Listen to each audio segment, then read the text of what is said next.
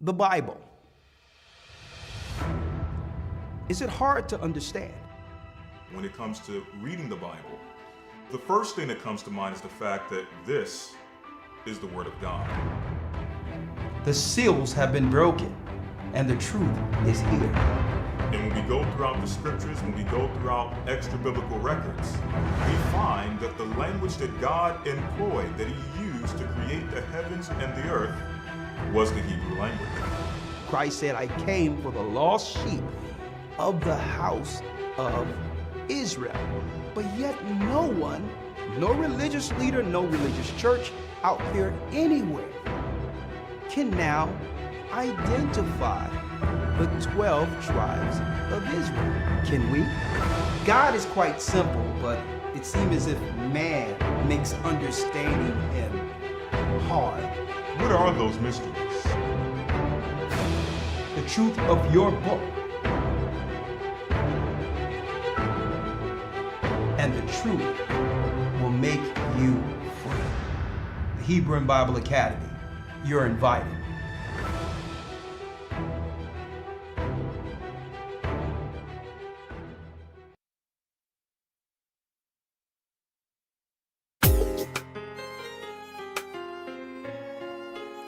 Shalom, shalom. Come on in.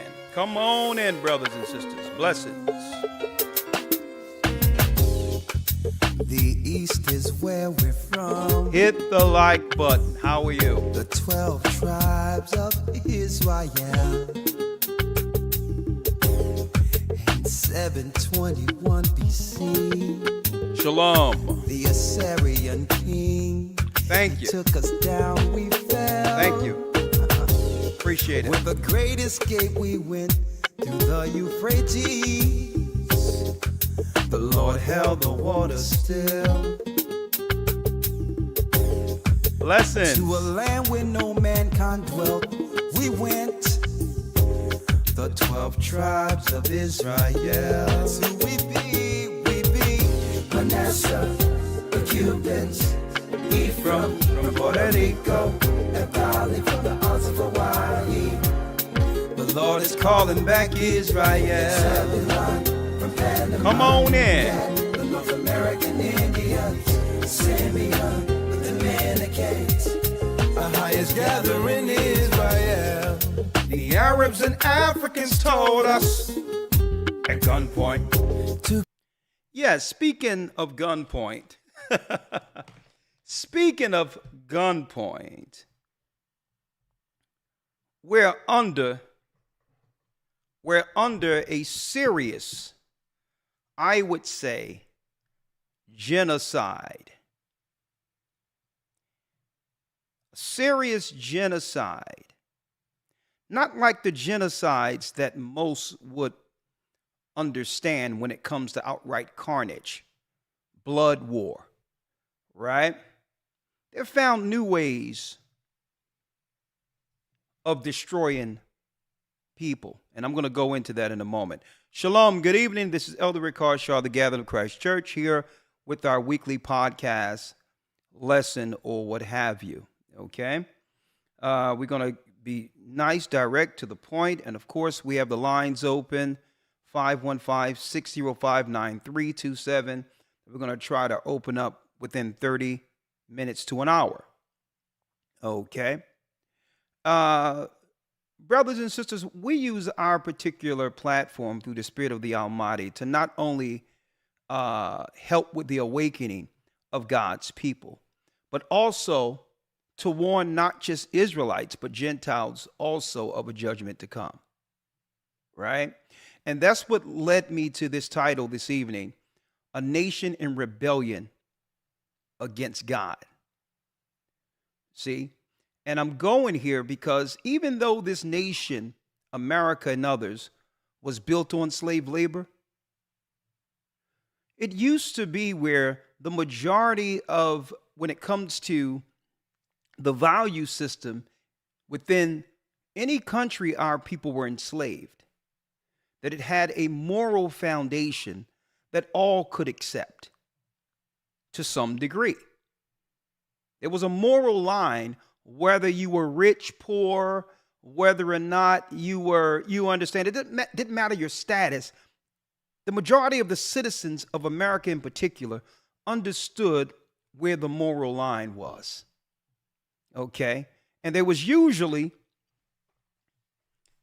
a commonality outside of class when it comes to morality.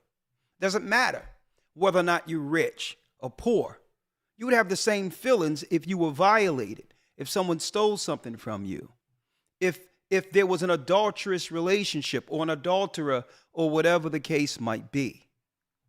Regardless of your status, there's some things we held true that made, at one point, America the beacon for the world. It wasn't just the land of opportunity as advertised throughout the earth. It was a so-called nation built on moral standings, rooted in Judeo-Christian values. But look what the world had become. It's exactly what the Most High said would happen before its total fall. And brothers and sisters, let me announce this evening, we are living in the last days. We are currently living at the last end of America's fall.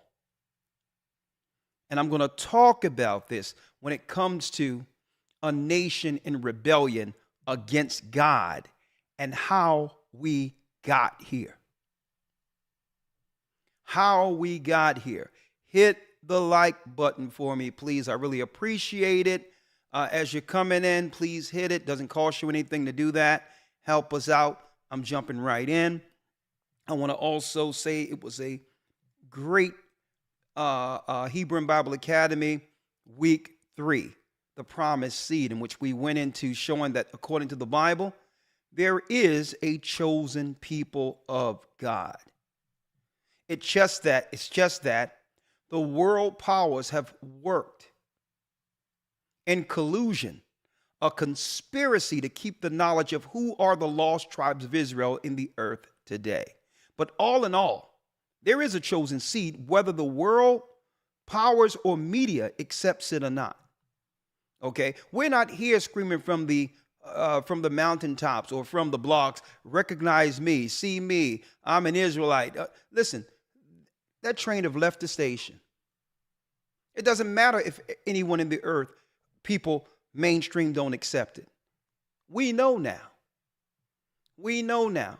And we went into the promised seed breaking down that it is true that there's a promise to a particular people unrealized, and that we so happen to be the people.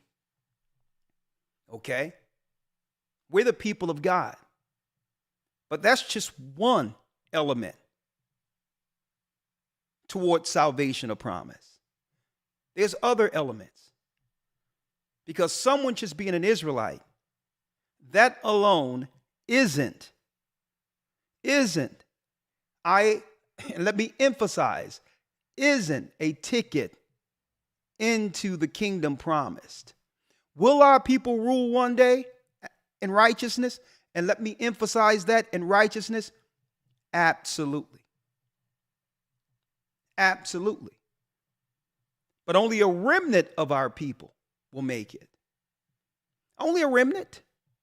So just because we can see the prophecies at the very end, Babylon fallen, Rome, the judgment of Rome, leading to the kingdom that's prophesied, not just in our literature and prophecy, folks.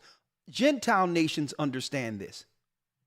They understand that we're the chosen people of God. We're not Ham.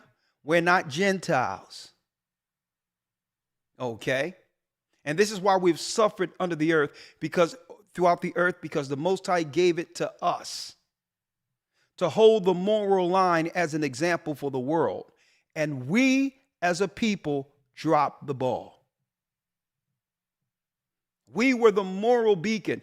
We were supposed to become a light to the Gentile. This is what made Christ so great. Not that he was just an Israelite through the bloodline of David, who would bring peace one day to the earth. He showed the example of morality before the world so that all people could understand the path, the road towards righteousness. So the Israelite was one piece because the bloodline is a bloodline promise. But it's another thing if you don't believe in the Son who was sent to pave the way.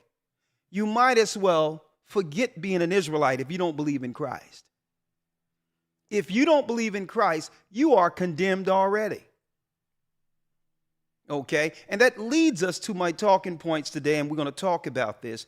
A nation in rebellion against God. It's not just us. The whole world have gone to hell. And I'm going to show you how they have used this as a political tool. And I'm talking about immorality to destroy us.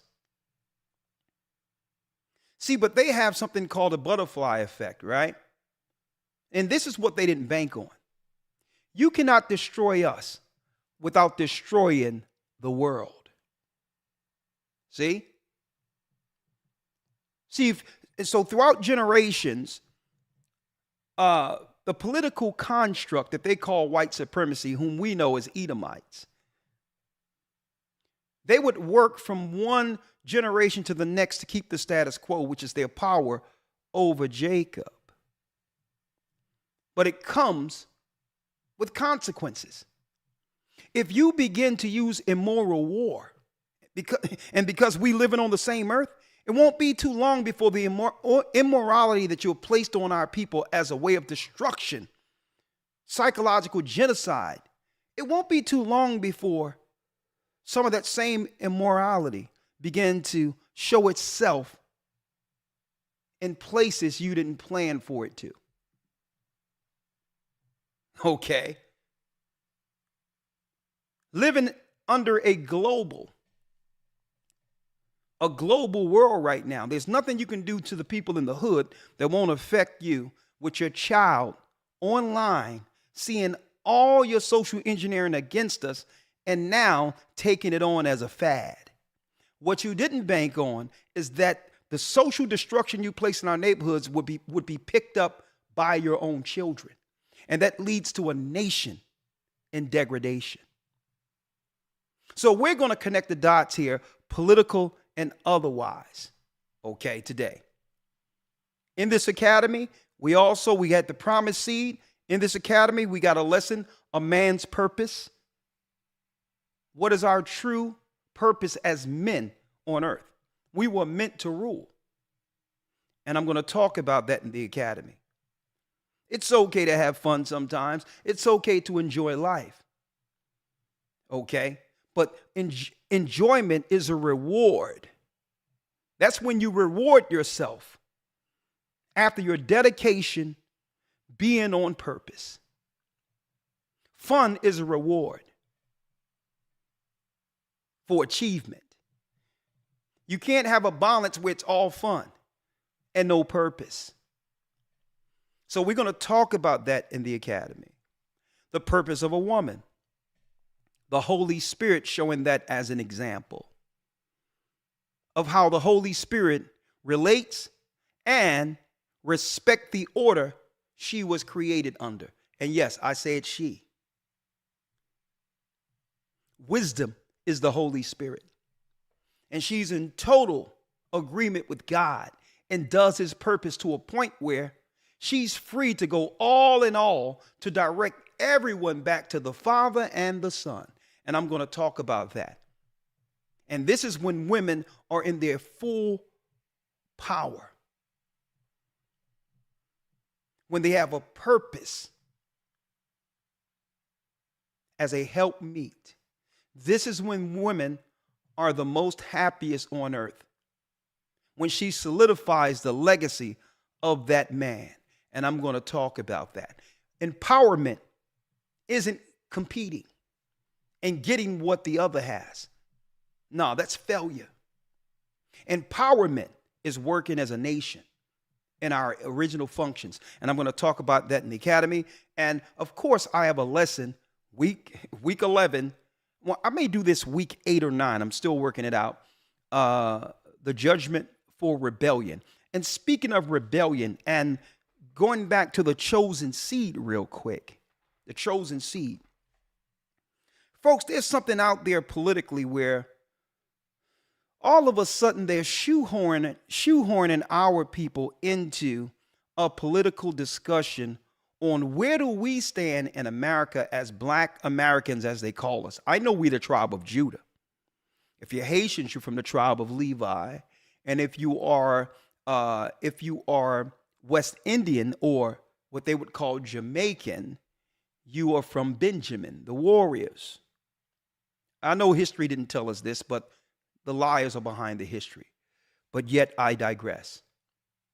What I want to talk about here is that they're trying to hear what side should we take, on the side of the Israelis or the side of Hamas. It's like they're seeking to pull us in to an opinion to take a side on one side or the other. And I'm like, what is this? A war we didn't create. A war that America and the Western world has financed over taking care of our people.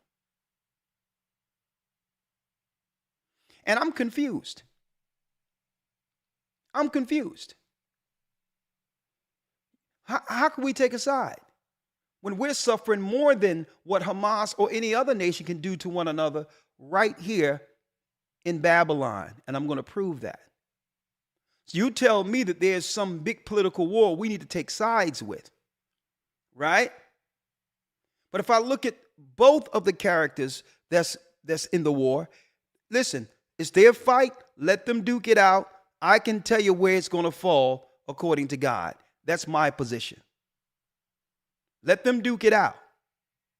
Because why? There's Jewish people over here who have good relation with our people when it comes to business and all that. And we correspond and do business with you in America.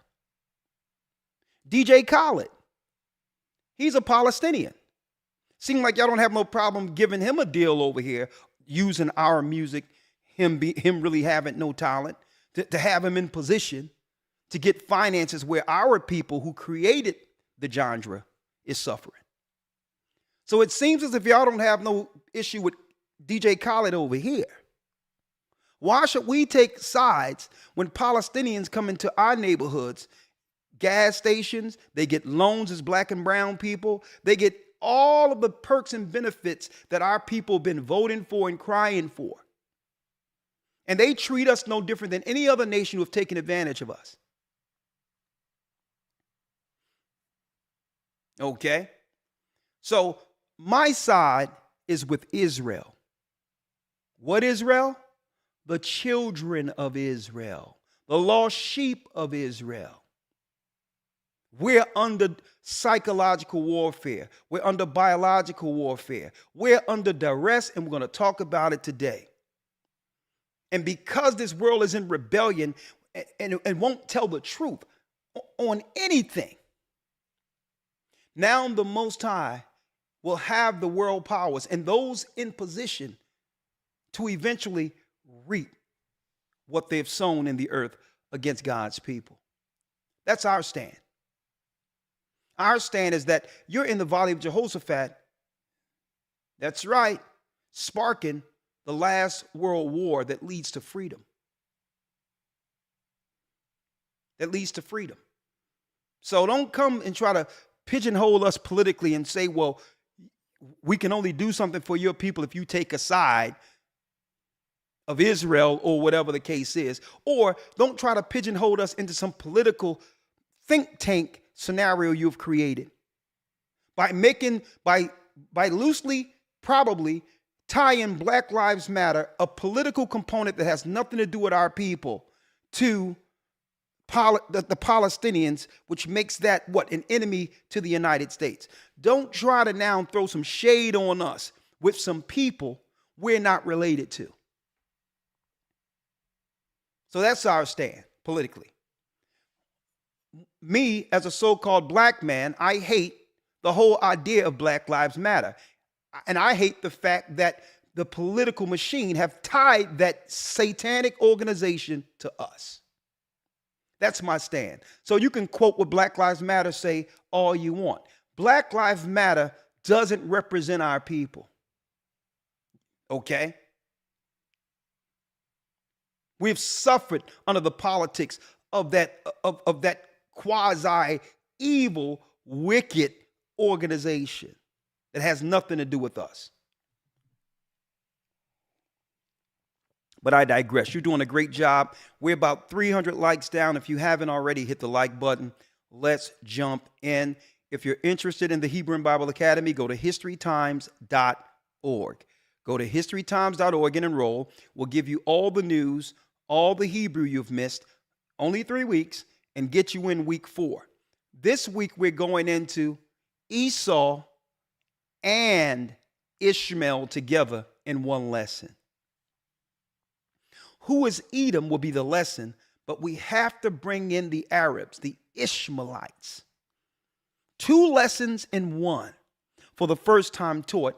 And in this academy, we're going to break down the Talmud and the secret origin of Judaism in this Hebrew and Bible Academy. Speaking of Arabs and why we don't take sides when it comes to Middle Eastern so-called conflicts. The real holy war is going on against us. That's the real holy war. That's a political war. That's between them two. It has no business in the theology and the narrative that the Bible says concerning the lost tribes of Israel in the end days. And that's us. And I want to know how many people out there in the world is supporting Israel, which are the lost tribes. When you give me those people who are supporting us, then we'll come back after we've received our benefits and support you. That's how it works. Speaking of breaking down Esau and Ishmael, the Arabs, who have colluded against us to keep us in chattel slavery, whether they be Arabs under Islam or the Vatican, who are Edomites. They have always colluded financially to keep us under some level of political oppression. Here's a book right here, The Other Black Diaspora by Ronald Siegel. And I have a video as well as excerpts I'm going to take from this particular book this coming Sunday. The Arabs, I'm talking about the imperialists, I'm talking about the 12 sons of Ishmael, as well as the 12 sons of Esau, have always colluded against us in the earth. Islam's black slaves. Islam black slaves. So don't come over here trying to talk to us about where's our support for 2 nations who have always destroyed our people to some degree. That's their fight. Okay. Now, speaking of political, we're going to go into this coming Sunday. Go to historytimes.org. We're going to go into it. We're going to lay it all out. And we're going to have our two political nemesis, according to the Bible, revealed and exposed according to God. According to the word, they are in collusion against the 12 tribes, and they've become filthy rich, operating on either side against us. Okay? And we're going to talk about that. All right? Now, going into a nation in rebellion against God. Right? Going into a nation against God, Elder Lawyer, if you will. Let's get Babylon the Great, Elder Lawyer. Babylon the Great, if you will. Right? Hold on. Yes, sir. Hold on. Hold on. Get the Bible. Babylon the Great. 1 second. And yes, we're the gathering of Christ Church. What do we believe? We believe that according to the Bible, the blacks of the diaspora, the brothers and sisters who have suffered under the colonial Rome are in fact the lost tribes of Israel, whether it be North, Central, and South America, and the suffering people in Asia. These are from the lost tribes of the house of Israel. What we also believe, we don't believe that if you are an Israelite, let me make it clear, we are against any level of filthy hatred against any race of people. It's anti-God and it's anti-Christ. Okay? So understand, when you see people disrespecting other people, tying that to Israelites, you're wrong, because Christ was an Israelite and he was a respectful man. The disciples were Israelites. They are respectful. So this is why the media would like to promote debauchery and negative, childish representations. Okay? Hold on, Elder Lawyer. Let me bring you in real quick. Hold on. I think I lost Elder Lawyer. Hold on. Let me bring Elder Lawyer in. Come on. Hold on.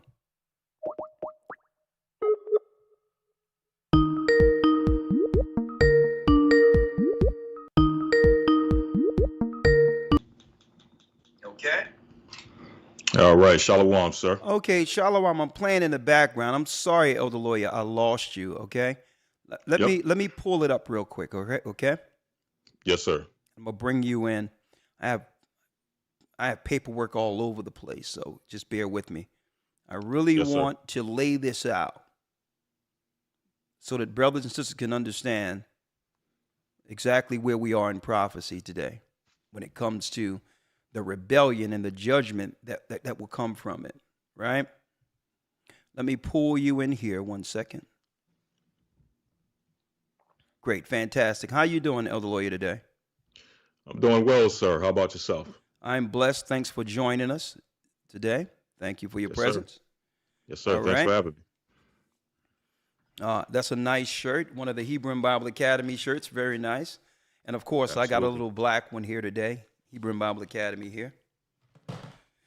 All right. Okay, Elder Lawyer, real quick, right?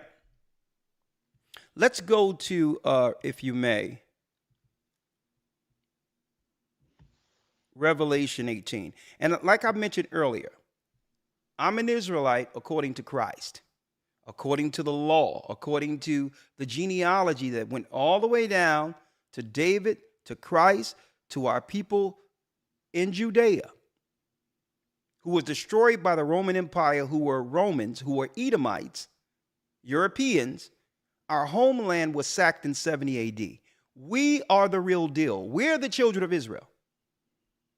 Now, one thing about Israelites, some people get a negative connotation out there because they think that all Israelites believe that white people and this people, everyone is bad.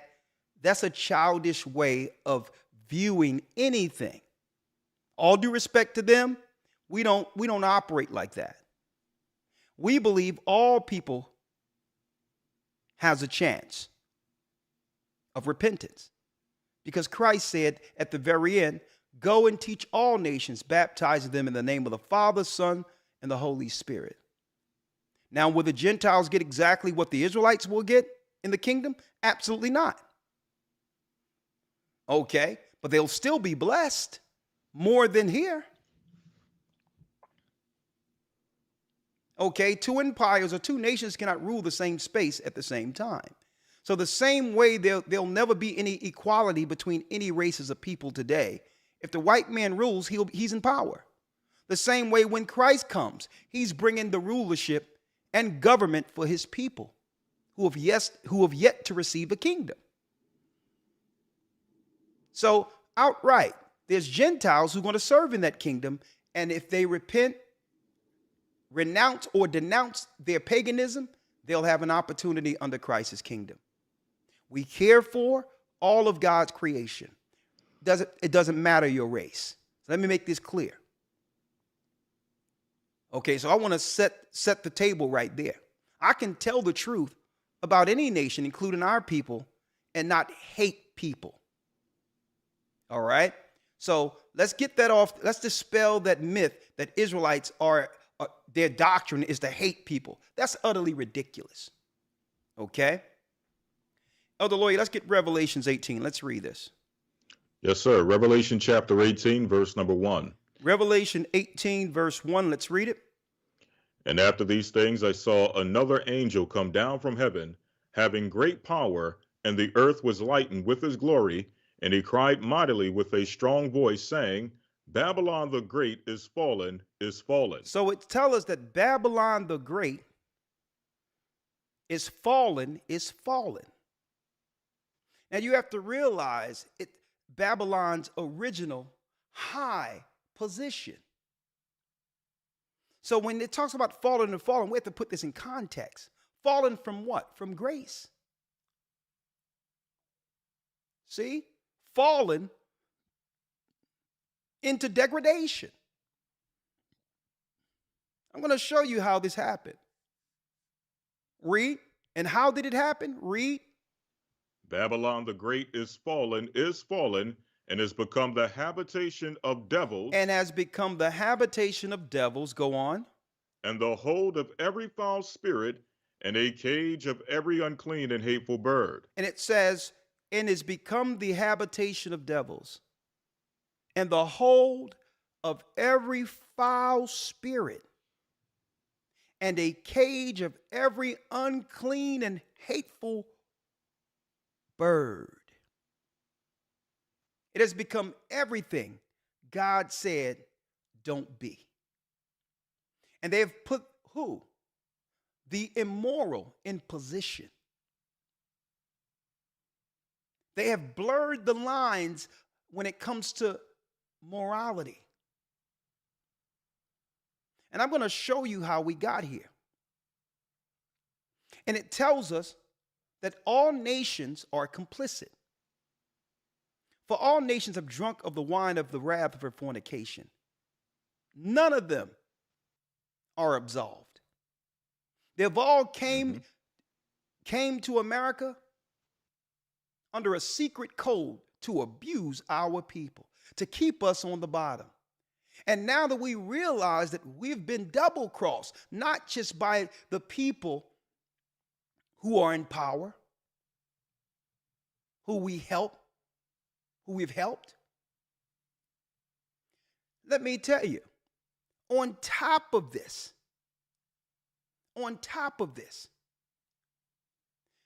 there was people here who attached themselves to our civil rights movement that we stomped for, only to align themselves with our enemies and others to come in. Now that we realize we've been double-crossed, now they're coming in all together for the kill.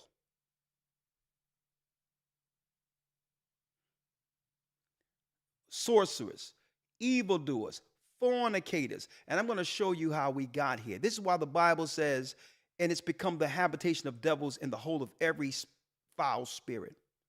For all nations have drunk of the wine of the wrath of her fornication. All nations are complicit, including the elite of our people, who have taken the bribe, thinking that the evildoers will spare them for betraying us. We're going to roll this out today. We are going to roll this out. How do we get here? The degradation. A nation in rebellion against God.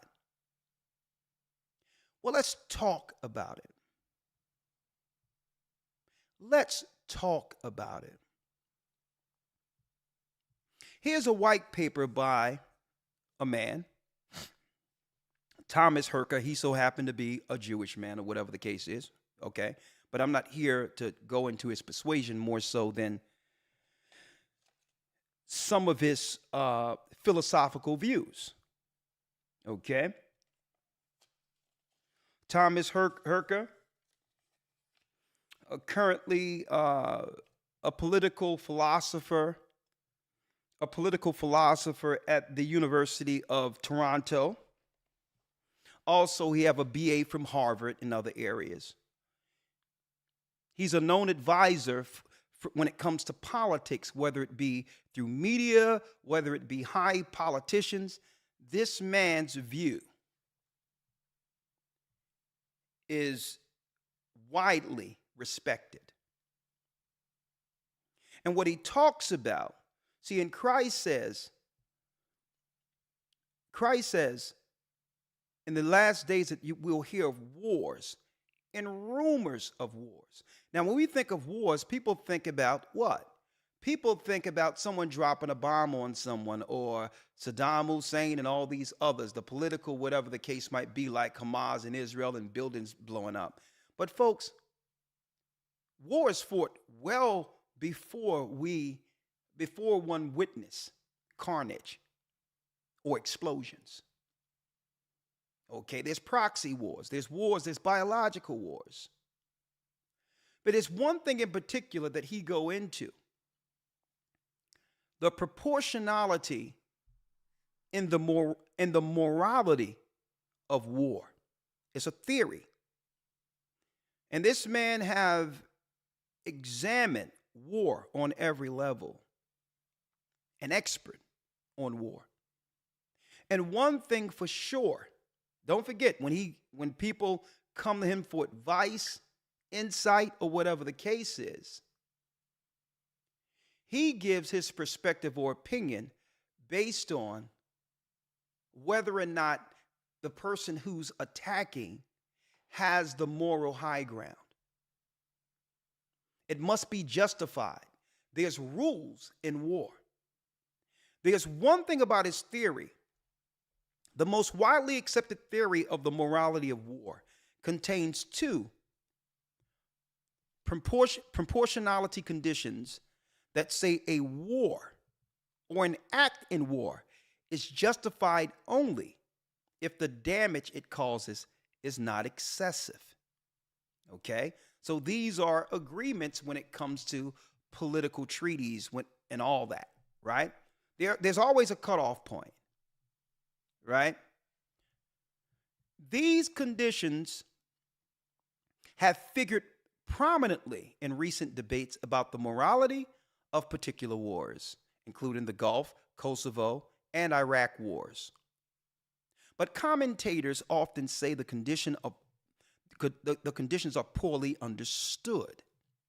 So it is unclear exactly what they do and do not forbid. In this article, I will try to clarify the idea of proportionality in war, or explain what makes damage in war excessive. Right?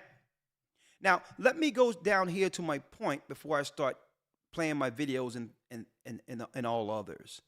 It's one thing. Let me go to part 1 when it says proportionality conditions. Right? Just war theory. That means your war or your declaration of war is justified. Just war theory lays down a series of conditions that a war must satisfy to be morally justified. And our people in particular, you need to hear this and not think of the war we see in the Middle East. Think about it, whether it be psychological warfare or even biological warfare. If they can frame your image immoral, it justifies their declaration of war against you. And he talks about this. It's about soiling the image of my enemy, which gives me the moral high ground to attack them. Okay? And through this, the attack becomes justified. These people will have no defense because the majority of the world would say they were a problem anyway. they were a problem we've all stayed silent about too long. So if they die off, the world is better for it. Now listen clearly. If it violates any of the conditions, it is wrong. Although how wrong, it depends on how many conditions it violates, how important they are, and how seriously it violates them. Right? Now, it talks about a moral line that justifies someone to have the moral high ground to do what? That's right, to declare war. Folks, there's a war that has been declared on us a long time ago. But the war has eventually eroded the whole country together. And that's why the replacements are here. Let me give you one example. Feminism was okay when they were able to initiate or indoctrinate our women into the ill ideology of feminism, which women first. Women first over her duty for man. Femininity worked perfectly for them when they could have a toxic scenario where now the black man is at odds with his woman and vice versa because of this new ideology. While they were able to live comfortably on the outskirts of the suburbs with a what? Living still under a traditional man-first model. So they thought eventually, okay, they'll kill themselves off. No family, no nation.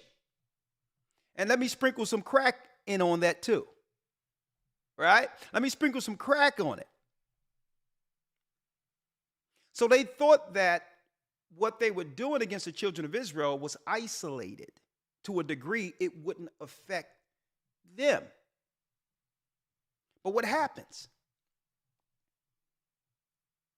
You reap what you sow. What you plant comes back. So what happens? So this is what happens as an example. And I followed this trend, and I followed this, and I have charts and everything tonight, and I'm not going to be too wordy. I'm going to get straight to it. So what happens was, let's just talk about men of status. Well, the men of status, listen to me clearly, the men of status have a low, have really a low threshold for foolishness or non-appreciation. I'm talking about men of status. So the men of status within our community in general began to say, you know what? Men of status in particular. I'm not talking about all men. I'm giving an example politically of where we are today. Just a view here. Said, listen, you can create the women who are disagreeable, but we're not going to deal with them. We'll deal with the women within our community who are agreeable. Right? Now, even though these may be, a smaller pool, they still exist. But then when there was not enough, because you're causing toxicity and family courts and all these others that's going on amongst us, when a man have status, he start looking in other places for traditional women because he's not dealing with what? He's not dealing with resistance. He doesn't have to. So what happens there? The feminism no longer affects the people who you aimed it towards. It's going to affect you. Because the men of high status, your women, your daughters are going to try to go after these men. And when your daughters go after these men, they're going to begin to bring forth black Israelite children. Right? And then what happens? Let me show you what happens. Fair use. See, you have a war, a proxy war, but still it comes back to haunt you. Because men of status isn't going to take any level of disobedience. They have worked too hard to accept it. So they will find someone on their program. Doesn't matter where it is. And now your little girls and all that are looking out there and saying, hey, we want one of those. And what happens? What happens is, I'll let Joe Biden tell you what happens. Remember I showed y'all this video last week, a couple of weeks ago, the 1994 crime bill? Let me show you what happens. Fair use. Fair use. But let's look at the facts. Since 1986, Congress has passed over 230 new or expanded penalties for drug and criminal offenses in this United States. 230 new penalties. Fair use. And these penalties range from an automatic 5 years in jail for any person caught with a rock of crack cocaine, a piece of crack cocaine as small as a quarter. I don't have a quarter with me, but if you visualize what one looks like, yeah, I do have a quarter. So here it is now, you're going to lock up someone over some crack cocaine that didn't come from our people. Some would say allegedly there's some clandestine governments who came up with this, but allegedly, who knows? But it found its way into our community. Oh, but then there's some alleged accusations out there or news circulations that even someone's own child is suffering from what? Drug addiction. You see how this stuff comes around? But I digress. See, and that's why the Bible say it's fallen, because in your image war and destruction and degradation against a people, it have eroded the country. You've been so hell-bent on attacking us, you don't realize the whole nation falls. You have a piece of crack cocaine no bigger than this quarter that I'm holding in my hand, 1/4 of $1. We passed a law through the leadership of Hold on, let me get it. Senator Thurman and myself and others, a law that says you're caught with that, you go to jail for 5 years.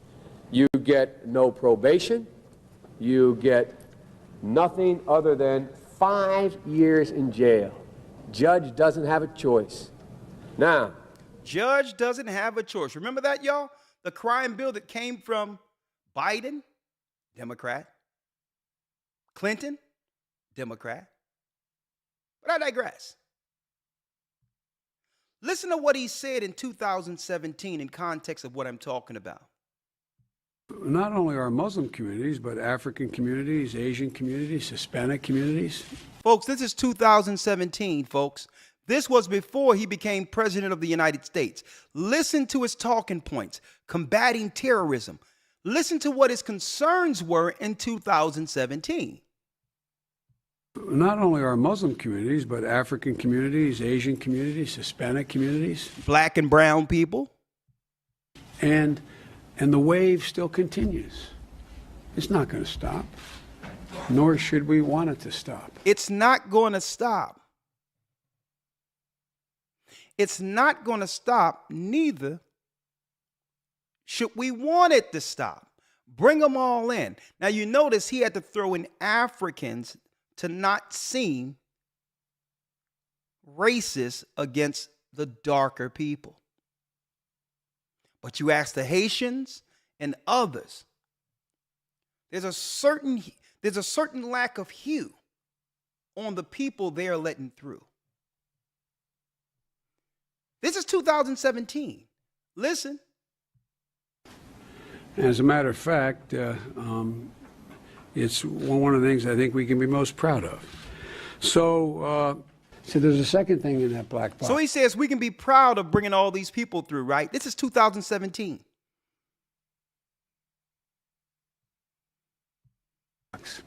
An unrelenting stream of immigration. An unrelenting stream of immigration. He told everyone in 2017 exactly what his plans were. Non-stop. Non-stop. Non-stop. Non-stop.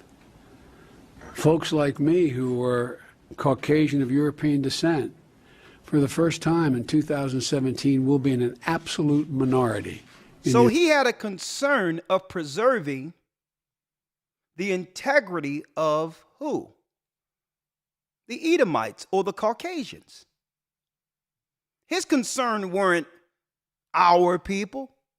His concern was the dwindling numbers, especially in the United States, of his people. And he should have been concerned.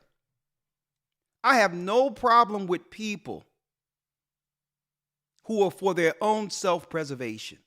That ain't my issue. My issue is our people thought that he had a political plan for us. When he told you his plan and his concern is the fact that their numbers are dwindling. So how do you fix these issues? And we're going to talk about it. So what is his political fix if he get an opportunity to sit in the Oval Office? Right? What would be his focus? Self-preservation.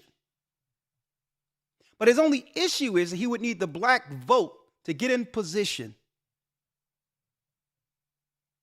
The people that he's looking to get rid of, who's a threat that's growing above those who look like him. The issue was he needed people who look like us to get him in position for the psychological, biological, as well as every other type of war against the children of God. Listen. United States of America, absolute minority. Fewer than 50% of the people in America from then and on will be white European stock. That's not a bad thing. That's a source of our strength. Now he's telling us that that's not a bad thing because he can't say this is what his initiatives are. So how do you reset the table? Well, you have to have an influx, a war out of nowhere, Ukraine and others, which justify an asylum where billions of dollars can go to people who look like him. So now their children has what? Has white people to reprocreate and survive with. So the money allocation to Ukraine and others could be justified when it comes to a nation preserving itself, a race preserving itself, right? So we think, well, Ukrainians, they're not United States citizens, but their children will be. You have to realize who we're dealing with here. All of the Edomites from Europe came from somewhere else. You think they care how their children become Americans? So they're looking at the future concerning their own self-preservation, folks. Listen to this. So it's justified letting other people in because they want children who look like them. Especially with their women now, Kim Kardashian and others who look halfway decent, automatically are leaning towards black men, men of upward mobility and status. And guess what? these women aren't hiding what they want. They're brazen out in public on TikTok. And I'm talking about just straight white women saying, I want them tall, dark, and handsome. They're out there in Florida walking down the street, just out of nowhere in college. Might get in front of them. Oh, yeah, I like black men. And you think the power structure, these men aren't seething when it comes to what their daughters are doing to the extinction of our own people? You think they're not watching?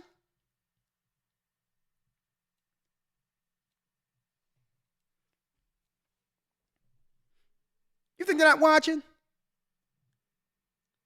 So look at this. I want to show y'all something now. So now he gets in office. Now Biden gets in office.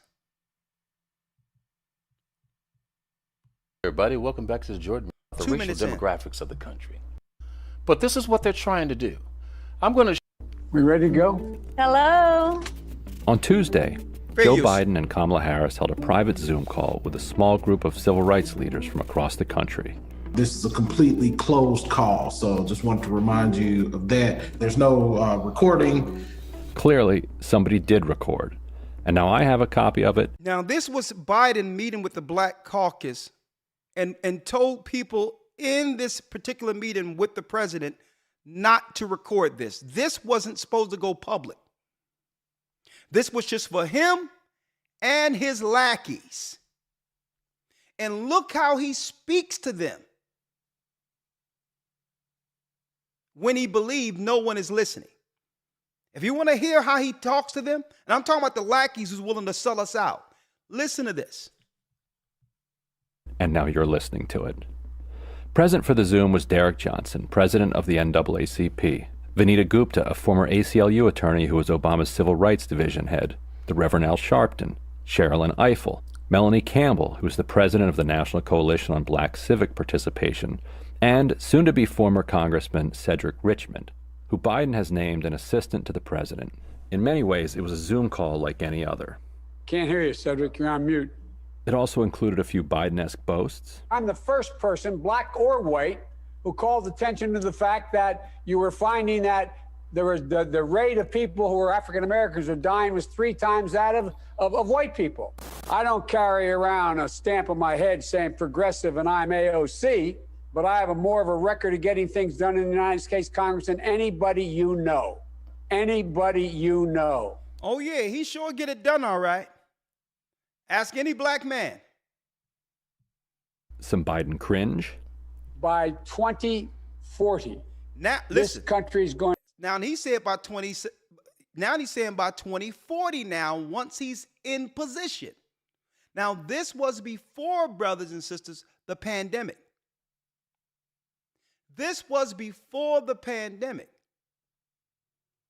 Okay, and don't forget, when the pandemic did happen, the first bill was a COVID bill, but what was attached to that was the Asian hate crime, claiming that black people were attacking Asian people, and they had it in the bill for COVID.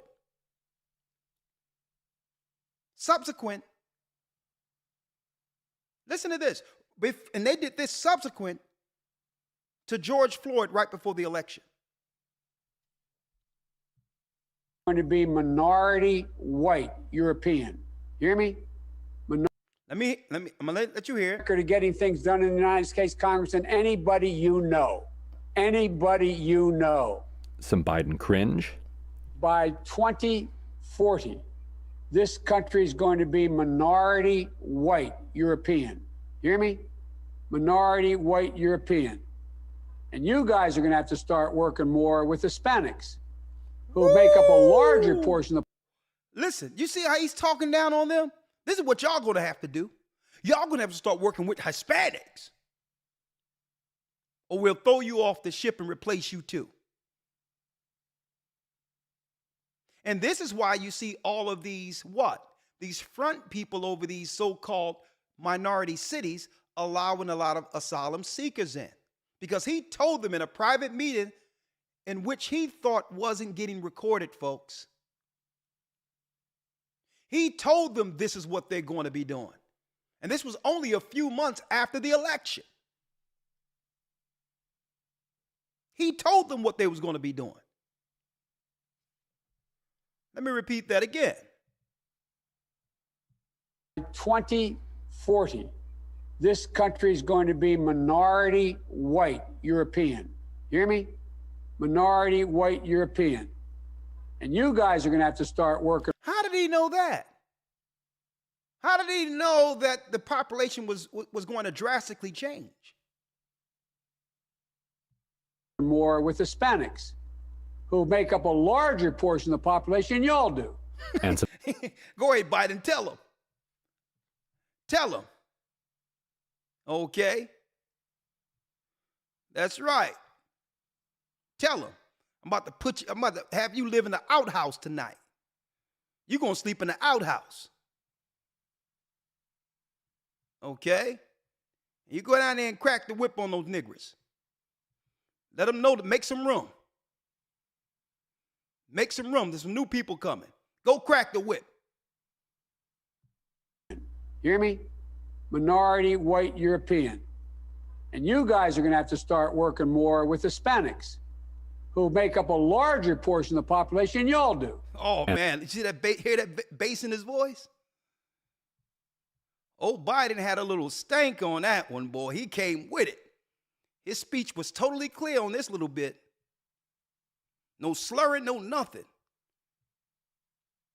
Tell him, Biden. Minority white European. You hear me? Minority white European.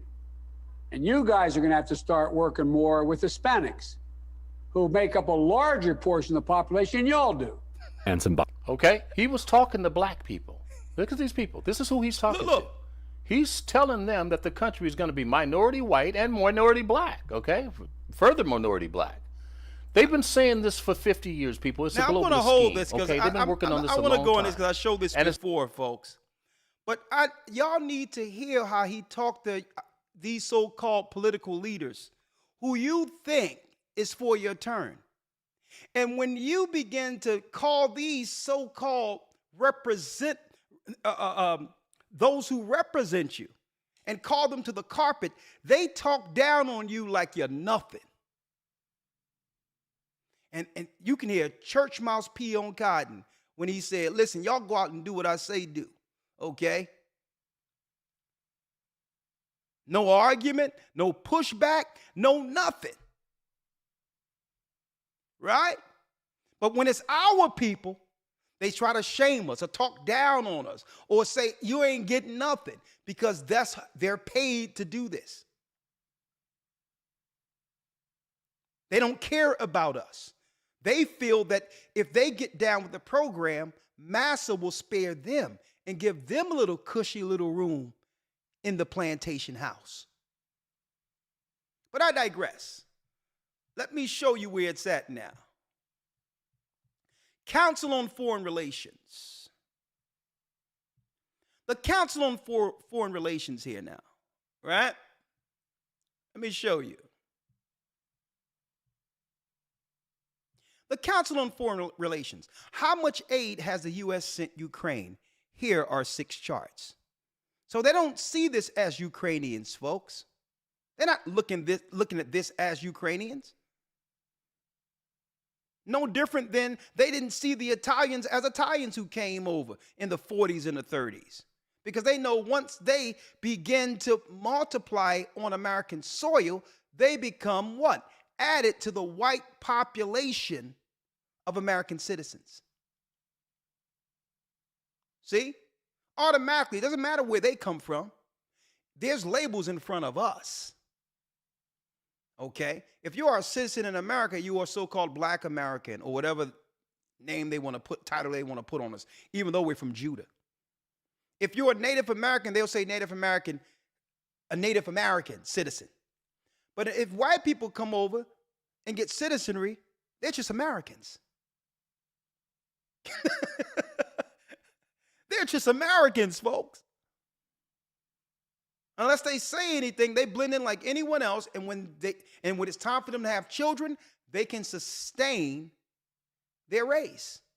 You have to understand what a war looks like. Okay? There's societal wars. There's social engineering. There's biological wars. And sometime, usually before they move people around, a biological war throughout all of history happened first,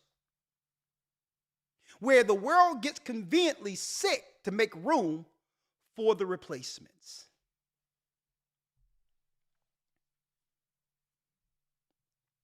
The Black Plague, anyone? In Europe, the Black Plague? I wonder how many Black Plagues have come out throughout history, named different, with different titles. But I digress, with different names to it. How much aid has the U.S. sent Ukraine? Here are 6 charts. Let me go down straight to it. 6 charts. Okay, here's American money at good use, based on what. Hold up. First of all, let me give Biden his kudos. At least he's doing exactly what he said he was going to do before he was elected. His concern was that other races of people, black people in particular, because they have to level off the constituency here, that's who they're really pointing to as regaining of other ethnicities. Okay? At least he was honest when he said what he was going to do. His concern was the dwindling numbers of white people by 2040. And he said he's going to do something about it. Well, let's see. Humanitarian, 5% of the money, $3.9 billion. Emergency food assistance, health care, refugee support, and other humanitarian aid. And I don't have to state alleged because this is directly from, I get the stuff, the Council on Foreign Relations. These are they who make decisions for the world. Okay? So I don't have to say alleged here. They're telling you how much money is being allocated from the Americans' pockets to sustain their own people. They don't care where they come from, because once they get on American soil and begin to get citizenry and have children, they're having American children. So this war is a necessity, obviously, based on the concerns that Biden had even before 2017. Okay? $3.9 billion humanitarian. $26.4 billion. Now check this out, our people suffering with the food prices, and $3.9 billion went to emergency food assistance. Emergency food assistance for them and other humanitarian refugee support. Financial, $26.4 billion, 34%. Budgetary aid through the Economic Support Fund, loans, folks. They get loans when they come here, and other financial support. And when you come in and ask for a loan, they're asking, where's your credit score? Folks, these people are coming over the border with 0 credit score getting loans. Security assistance, $18.3 billion, which is 24%. Training equipment. Listen, the same time they're seeking to what? Disarm Americans to some degree, right? I need y'all to think about this. Disarm or background checks, and to make it hard for us to have our constitutional right to protect ourselves with what? With a gun. The same time they're telling Americans, well, you shouldn't have that. It's an assault or this, that, and the other. Well, over there, $18.3 billion towards training, equipment, weapons, logistics, support, assistance through the Ukraine Security Assistance Initiative. Let's keep on going. Another $23.5 billion towards weapons and equipment. And check this out. How many times they going to throw weapons in it? I thought they gave some money to weapons throughout the first two itemized budgets, right? Grants and loans for weapons and equipment, $4.7 billion. In totality, according to this chart by the Council on Foreign Relations, not the Gathering of Christ Church, so far and counting, folks, because this was as of January 24, 22. Now, don't forget, between January 24th and July 31st, that was the amount. And then the so-called president of Ukraine came to the White House and came to the Senate again and asking for more funding just less than a month ago. $76.8 billion as of July 31st, 2023. Loans and everything. Simply for being just of an ethnicity. Right? Now I wanted to show this. So let me get into it now. Now, in order to make room, they had to, remember when I talked about this initially, they had to do what? They had to wage war against our image. They had to wage war against our image. Now, this is how you do it. The same way they did feminism, Elder Lawyer, they incentivized women's youth, which means we're living in a time where if there's a woman who's an absolute 10, she isn't marrying the farmer. See, I'm going to bring y'all down just to elementary talking right now. Right? If a woman is an absolute 10, she's not marrying the preacher's son. She must incentivize her looks. In her prime, she must maximize what she has before she loses it in our current society, which means if she know that she's set apart from most women, she must monetize herself automatically. See? You got the strip clubs. You got Instagram. You got only fools, because only a fool will pay money to see somebody with some madness in a camera. So that's taken all, and I'm not talking about our women. I'm just talking about their women too, Elder Lawyer. Their women too. So they have totally spoiled the pool of women who were to bring forth the next generation of children to sustain the nation. So this is why they have to bring in an influx in numbers, Elder Lawyer, in numbers, people from other countries who are raised with traditional values. They're not even trying to save the spoiled pool of their own people. They've given up on their own people. By destroying us, they have destroyed themselves. And this is why they need a new what? They need a new pool of people to sustain. But there's a moral code, according to that philosopher I showed, that will justify these new people replacing the people in America. They're even throwing their women away the same time. This is why they're letting the Ukrainians in. Because their women also have been tainted. So, if you're going to replace a people, what must you do? This is what you must do.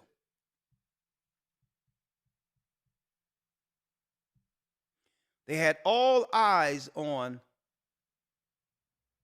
Ghost, right? Power. Once they got all the eyes on Power, right? Showing Ghost, drug dealer, upward mobility, operating in politics, right?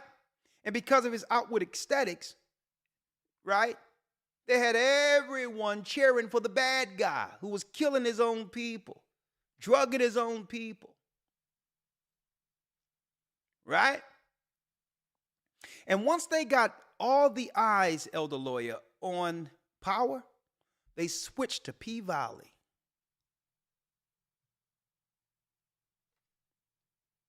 P-Valley. In order for you to actually go against a nation to replace them, you must destroy the image first. Now, one thing about the people who are coming over here, there isn't no transgenderism policies and all those others in the countries they come from.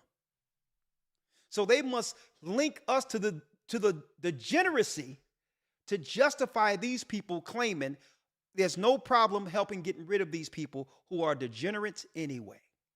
But we must change the optics first. We must make sure this is the man to be celebrated and promoted, and this is the woman. If she have the looks, doesn't matter whether or not she's black or white, that we must promote them for the streets because they've been tainted anyway. This links right to Revelation 18th chapter. Folks, they're looking to replace everybody. It isn't just our people. But those in the red states have already moved away from the cities, knowing the plan because they're preparing themselves for the next civil war. Now, the Republicans are going to marry, that's right, they're going to marry the people that are coming over here new. They have paid for them. They have paid for them to come over here so that they can have children, to start over and have a moral high ground to justify destroying the people in the city.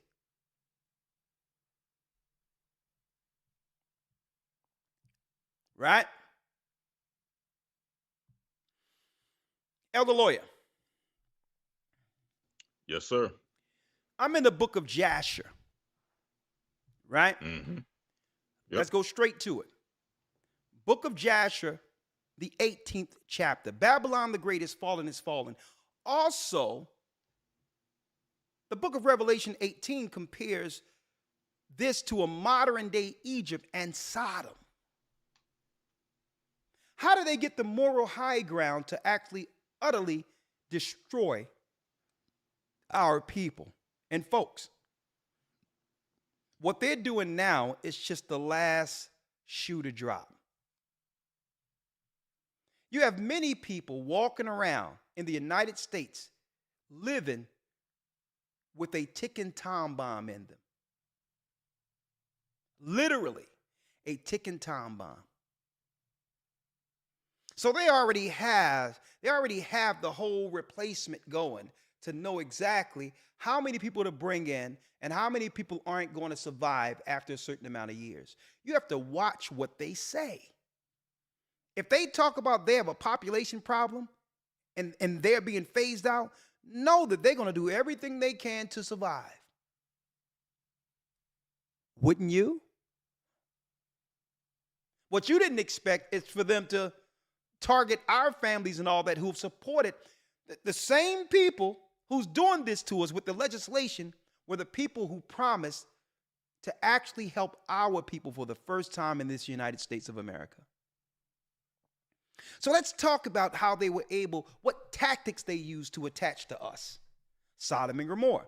Let me show you what was going on in Sodom and Gomorrah amongst their elite groups. And this is going to tell you, folks, why a lot of these so-called boule and others who are our political representatives, why they can't say anything even if they wanted to. Who knows? A lot of them could be compromised. Who knows? Especially coming from the lifestyles they indulge in. I mean, look at Gillum, who was in Florida, who was running for Gillum was his package family man in Florida running for the governor. He had the political fortitude, he had the steam behind him, he had the finances behind him, and all of a sudden he was found, that's right, in the news it tell you, not allegedly, face down in his own vomit after having a night with a white escort. You can look it up. So when they put these politicians in front of us, understand, these politicians may look like us, but they are not for us. Okay? So when you see somebody in Chicago claiming that, okay, this is what it's going to be, we have to make room for other people and all that, understand, he's doing what he's told based on how we have witnessed Biden speaking to them in private. They don't have no say in the matter. They must push the legislation, or they'll get another black person who'll be more than happy to do so. Let's talk about it, Elder Lloyd. Let's go to, in the book of Jasher, 18, let's start at what, the 11th verse? Yes, sir. Let's do it. The book of Jasher, chapter 18, verse 11. Come on.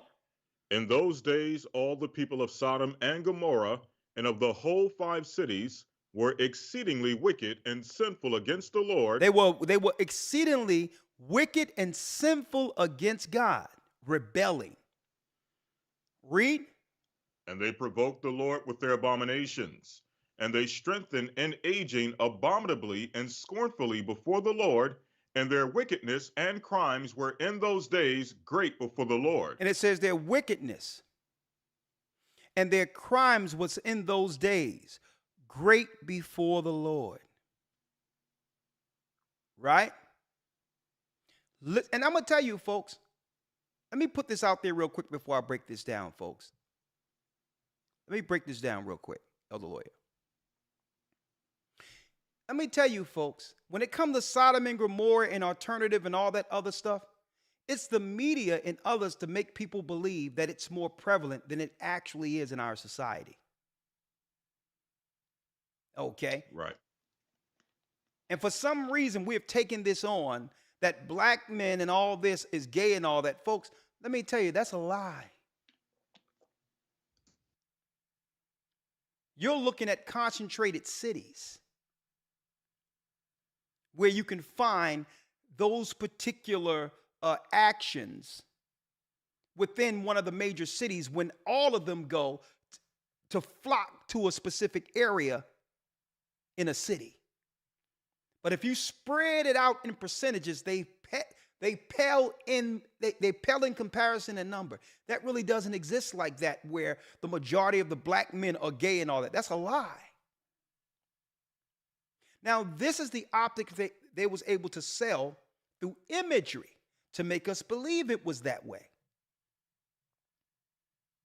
Hollywood and all that had quotas where 1 in every 7 actors within Hollywood, if they're going to write a script or take it on for a production, must include at least 1 gay representation.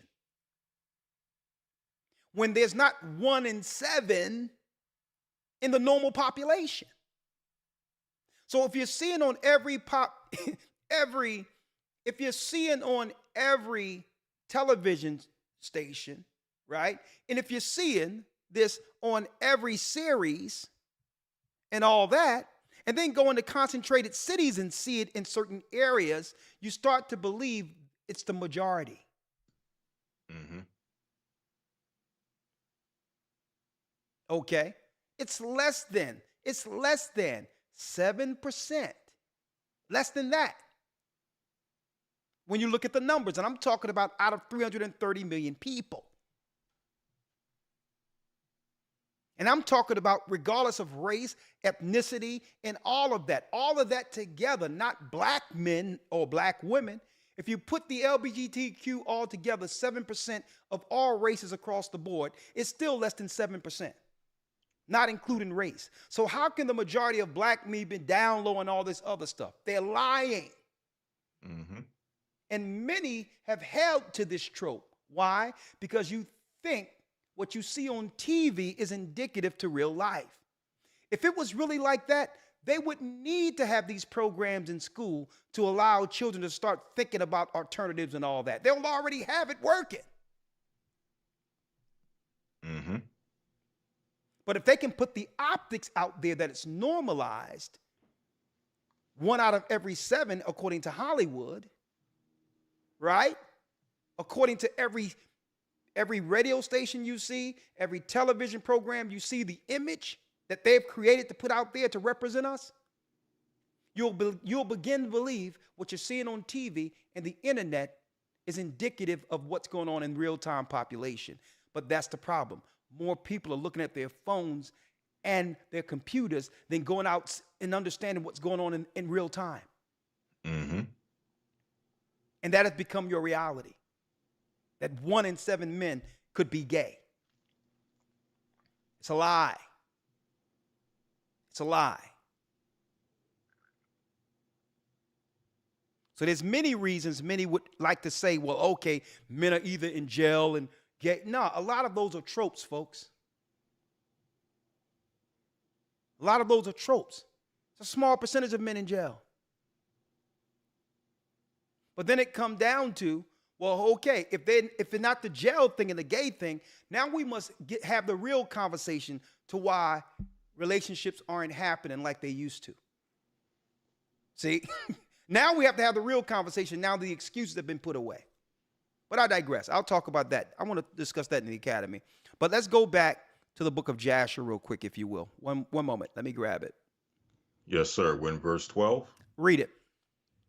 And they had in their day a very extensive valley, about a half a day's walk. So they had a valley, a place they would go in Sodom and Gomorrah. A half a day walk, they would go to this place, right? To do what? Let's read. And in it there were fountains of water and a great deal of herbage surrounding the water. Come on. And all the people of Sodom and Gomorrah went there 4 times in the year with their wives and children and all belonging to them, and they rejoiced there with their timbrels and dances. So every season, usually around their so-called change of seasons, they would go to this festival out near the water during Sodom and Gomorrah, the change of seasons. Folks, you're going to find out these are celebrations or actions amongst elite circles. And what would they do leaving their homes? What would they do? Folks, this is, believe it or not, the origin of festival.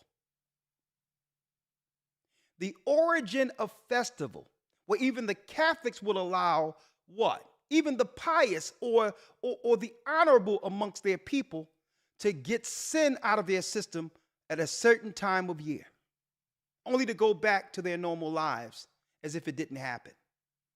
It was a way of releasing the sin so that it don't follow you, so that you're not living by the temptation. And this is why, that's right, the Roman Catholic Church had absolving of sins. Get it out of your system. The Pope would just say it's okay. Right? Let's read it. Yes, sir. Verse 14. And in the time of rejoicing, they would all rise and lay hold of their neighbors' wives. It says they would all rise at these festivals 4 times a year and hold of their neighbors' wives, wife swapping. It's nothing for people to be out here saying publicly without shame, oh, we have an open relationship. And I'm not even going to go into the brother Will and Jada. But it has become normalized that we're here looking at this drama playing out before everyone, not even realizing the optics and the image of it and how it justified them according to war, utterly exterminating us.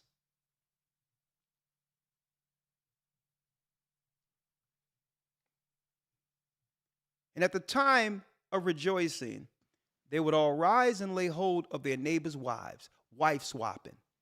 Mm-hmm.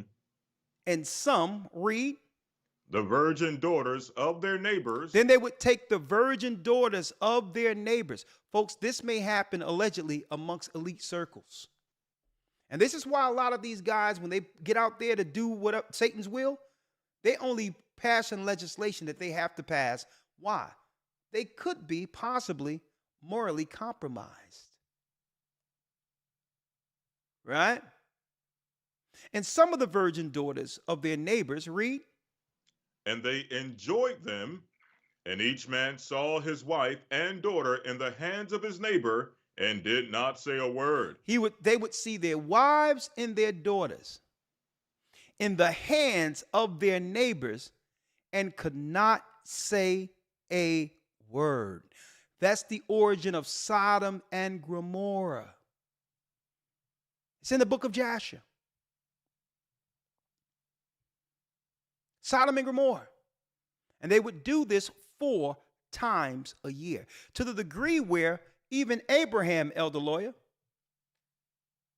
Abraham himself commissioned before the Most High and asked him, could he forgive Sodom and Gomorrah?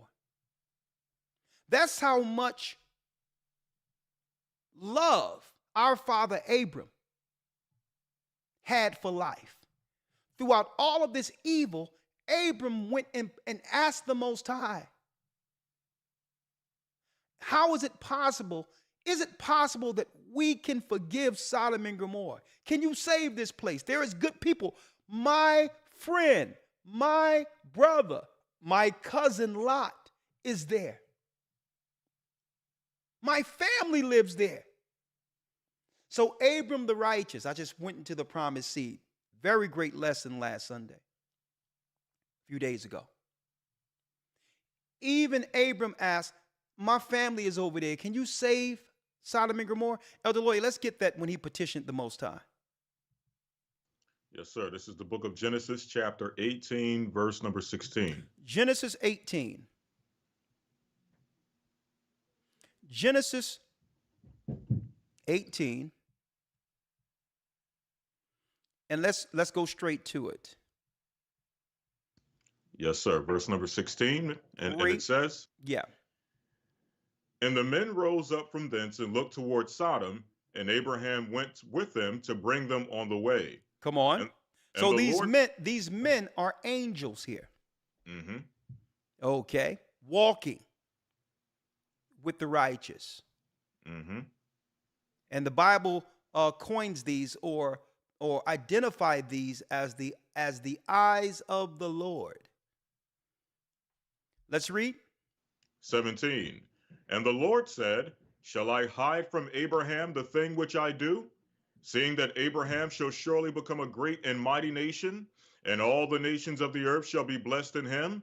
For I know him, that he will command his children and his household after him, and that they shall keep the way of the Lord to do justice and judgment, that the Lord may bring upon Abraham that which he hath spoken of him. Now listen how the Most High view Abram in high regard based on what?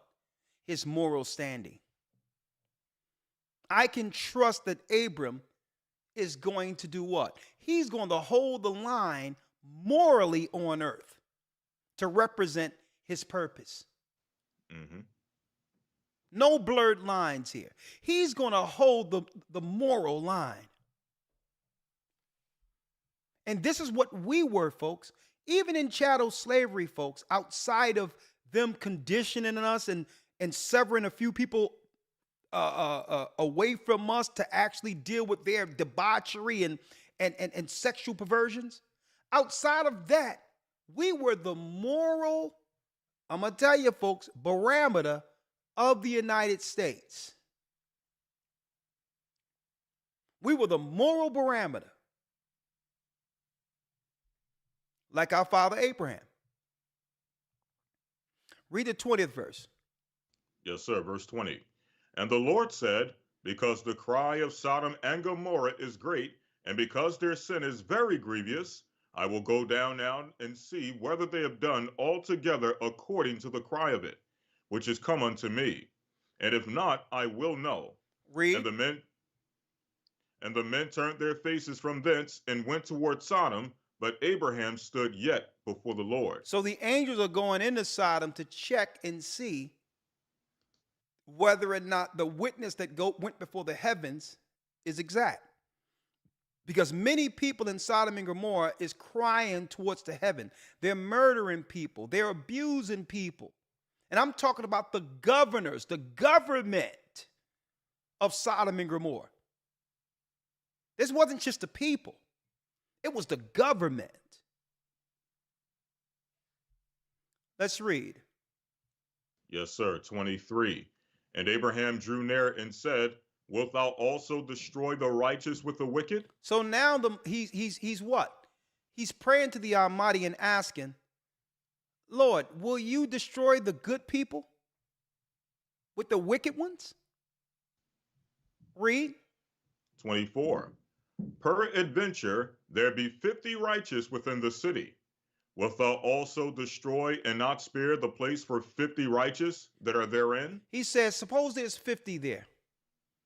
Will you spare all of Sodom and Gomorrah if there's 50 that haven't been tainted by Sodom and Gomorrah's perverted ideology? Mm-hmm. Will you save a whole city for 50? 25. That be far from me to do after this manner, to slay the righteous with the wicked, and that the righteous should be as the wicked. That be far from me. Shall not the judge of the earth, should not the judge of all the earth do right? Read. And the Lord said, if I find in Sodom 50 righteous within the city, then I will spare all the place for their sakes. If there's 50 people who haven't been affected by the wickedness of Sodom, for your sake, Abram, I'll save it.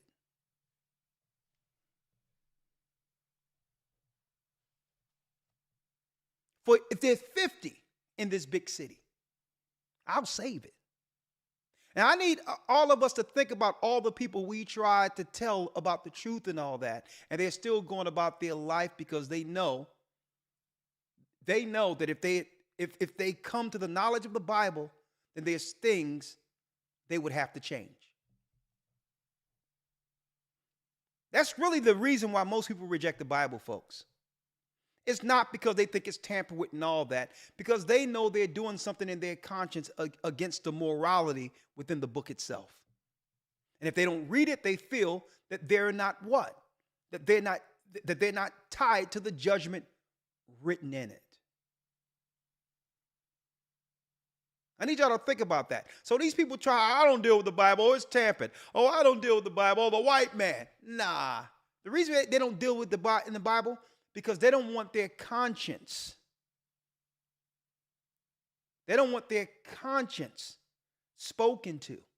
They want to do against the Bible and be justified or absolved by claiming, well, I didn't read it, so maybe I'll escape the judgment of it.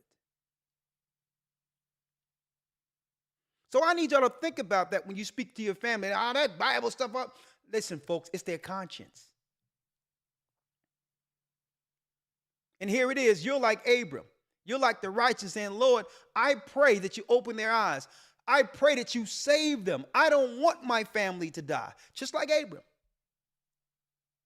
So now he petitions the Most High. He speaks to the Most High and pray to them. Right? Pray to him, right? And ask, well, what are you going to kill? If there's 50, can you save the city? And he says, you know what, Abram? If there's 50 right, I'll spare Sodom. Read. 27. And Abraham answered and said, behold, I have now taken upon me to speak unto the Lord, which am but dust and ashes. Peradventure there shall lack 45 righteous. What about 45? Read. Wilt thou destroy all the city for lack of 5? And he said, if I find therein 45, I will not destroy it. Come on. And he spake unto him yet again and said, peradventure there shall be 40 found there. And he said, I will not do it for 40's sake. And he said unto him, O let not the Lord be angry, and I will speak. Peradventure there shall be 30 found there. He's going down in increments of 5, 10. What about 30? Mm-hmm. So obviously Abram had been hearing some rumblings too about some of this wickedness, especially, conversing or, spending some time with Lot in between. Like that city is going to hell, right? But go on. Finish reading, Elder Lawyer. Yes, sir. And he said, I will not do it if I find 30 there. He said, if there's 30 there, right? Right? Read. Come on. 31. And he said, behold now, I have taken upon me to speak unto the Lord. Peradventure there shall be 20 found there. He says, what? What verse you had, Elder Lawyer? That's 31. Read on. Peradventure there shall be 20 found there. And he said, I will not destroy it for 20's sake. And he said, oh, let not the Lord be angry, and I will speak yet but this once. Come on. Peradventure 10 shall be found there. And Come on. he said, I will not destroy it for 10's sake. Go ahead. And the Lord went on his way as soon as he had left communing with Abraham, and Abraham returned unto his place. And Abraham returned to his place. He says, if there's how many, Elder Lawyer? 10. If 10 people, if there's 10 that's righteous, Abram, for you, I'll spare Sodom and Gomorrah. 10. And guess what, folks? They don't want to say this. I have the documentaries. I have the information, folks. Even the Israelis and people over Israel today can tell you it's true. That place been uninhabitable ever since the Most High allowed fire to rain on it. I've shown this documentary and all that in the academy, where you can go over there and it still smells of sulfur and burnt stone. All on the sides, the sulfur is still there. Look it on YouTube, evidence of Sodom and Gomorrah, but they'll tell you the Bible isn't real. 10 people he would have spared Sodom for. And you know why? I'm going to show you why. In context of what I was just talking about, I'm going to show you why he allows Sodom and Gomorrah to be destroyed. Going back to Biden and the migrant thing, right? And I'm going to use that as an example real quick, right? I need y'all to see this. I need y'all to see this real quick.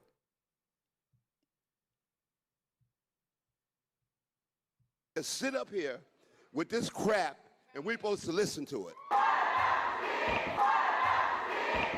City leaders tried explaining the decision, but the crowd did not want to hear much of what they were saying. My name is Beatriz Ponce de Leon. I'm the Deputy Mayor for Immigrant, Migrant, and Refugee Rights. And if you think it was loud inside, it was... Now, I'm going to show you in context why the Most High said, listen, if there's not 10, I'm taking the spot out. I'm taking it out. You got all of these people crying about migrants coming into the country. Right? Upset with a Democrat policy. But none of these people was standing outside to not allow the schools to open when their children were being taught in the schools alternative lifestyles. I need y'all to check it out. It's the same party. When they went into transgenderism and all this, where should the parents have been at that point? You mean to tell me this is more of a pressing issue than what they're doing to our children in school? While I'm against some of the conning that comes with so-called Dr. Umar Johnson, when he came on the scene talking about the prison, the school-to-prison pipeline and how our children were disproportionately being diagnosed with psychological issues and put on medication, where was this crowd at?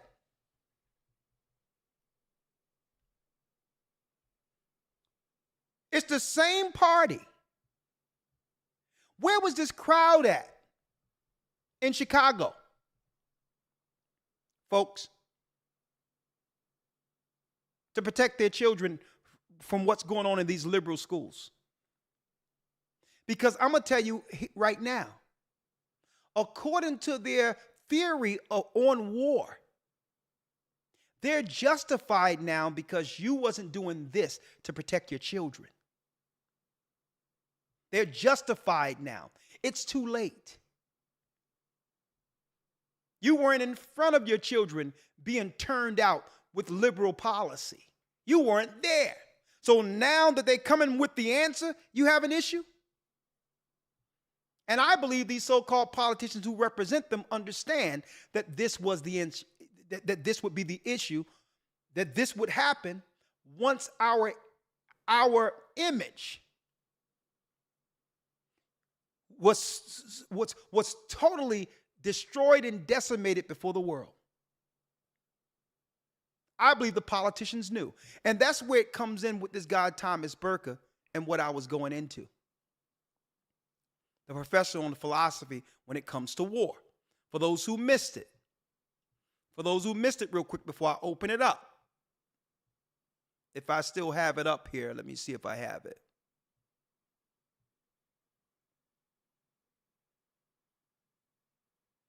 I don't know if I still have the white paper. Hold on. Yeah. Right here. Right? Where he goes into political war. Okay, he has a BA from Harvard. Okay. He also teaches at the University of Toronto when it comes to wartime psychology and what give your enemy the upper ground to attack and or destroy you. It's called just war theory.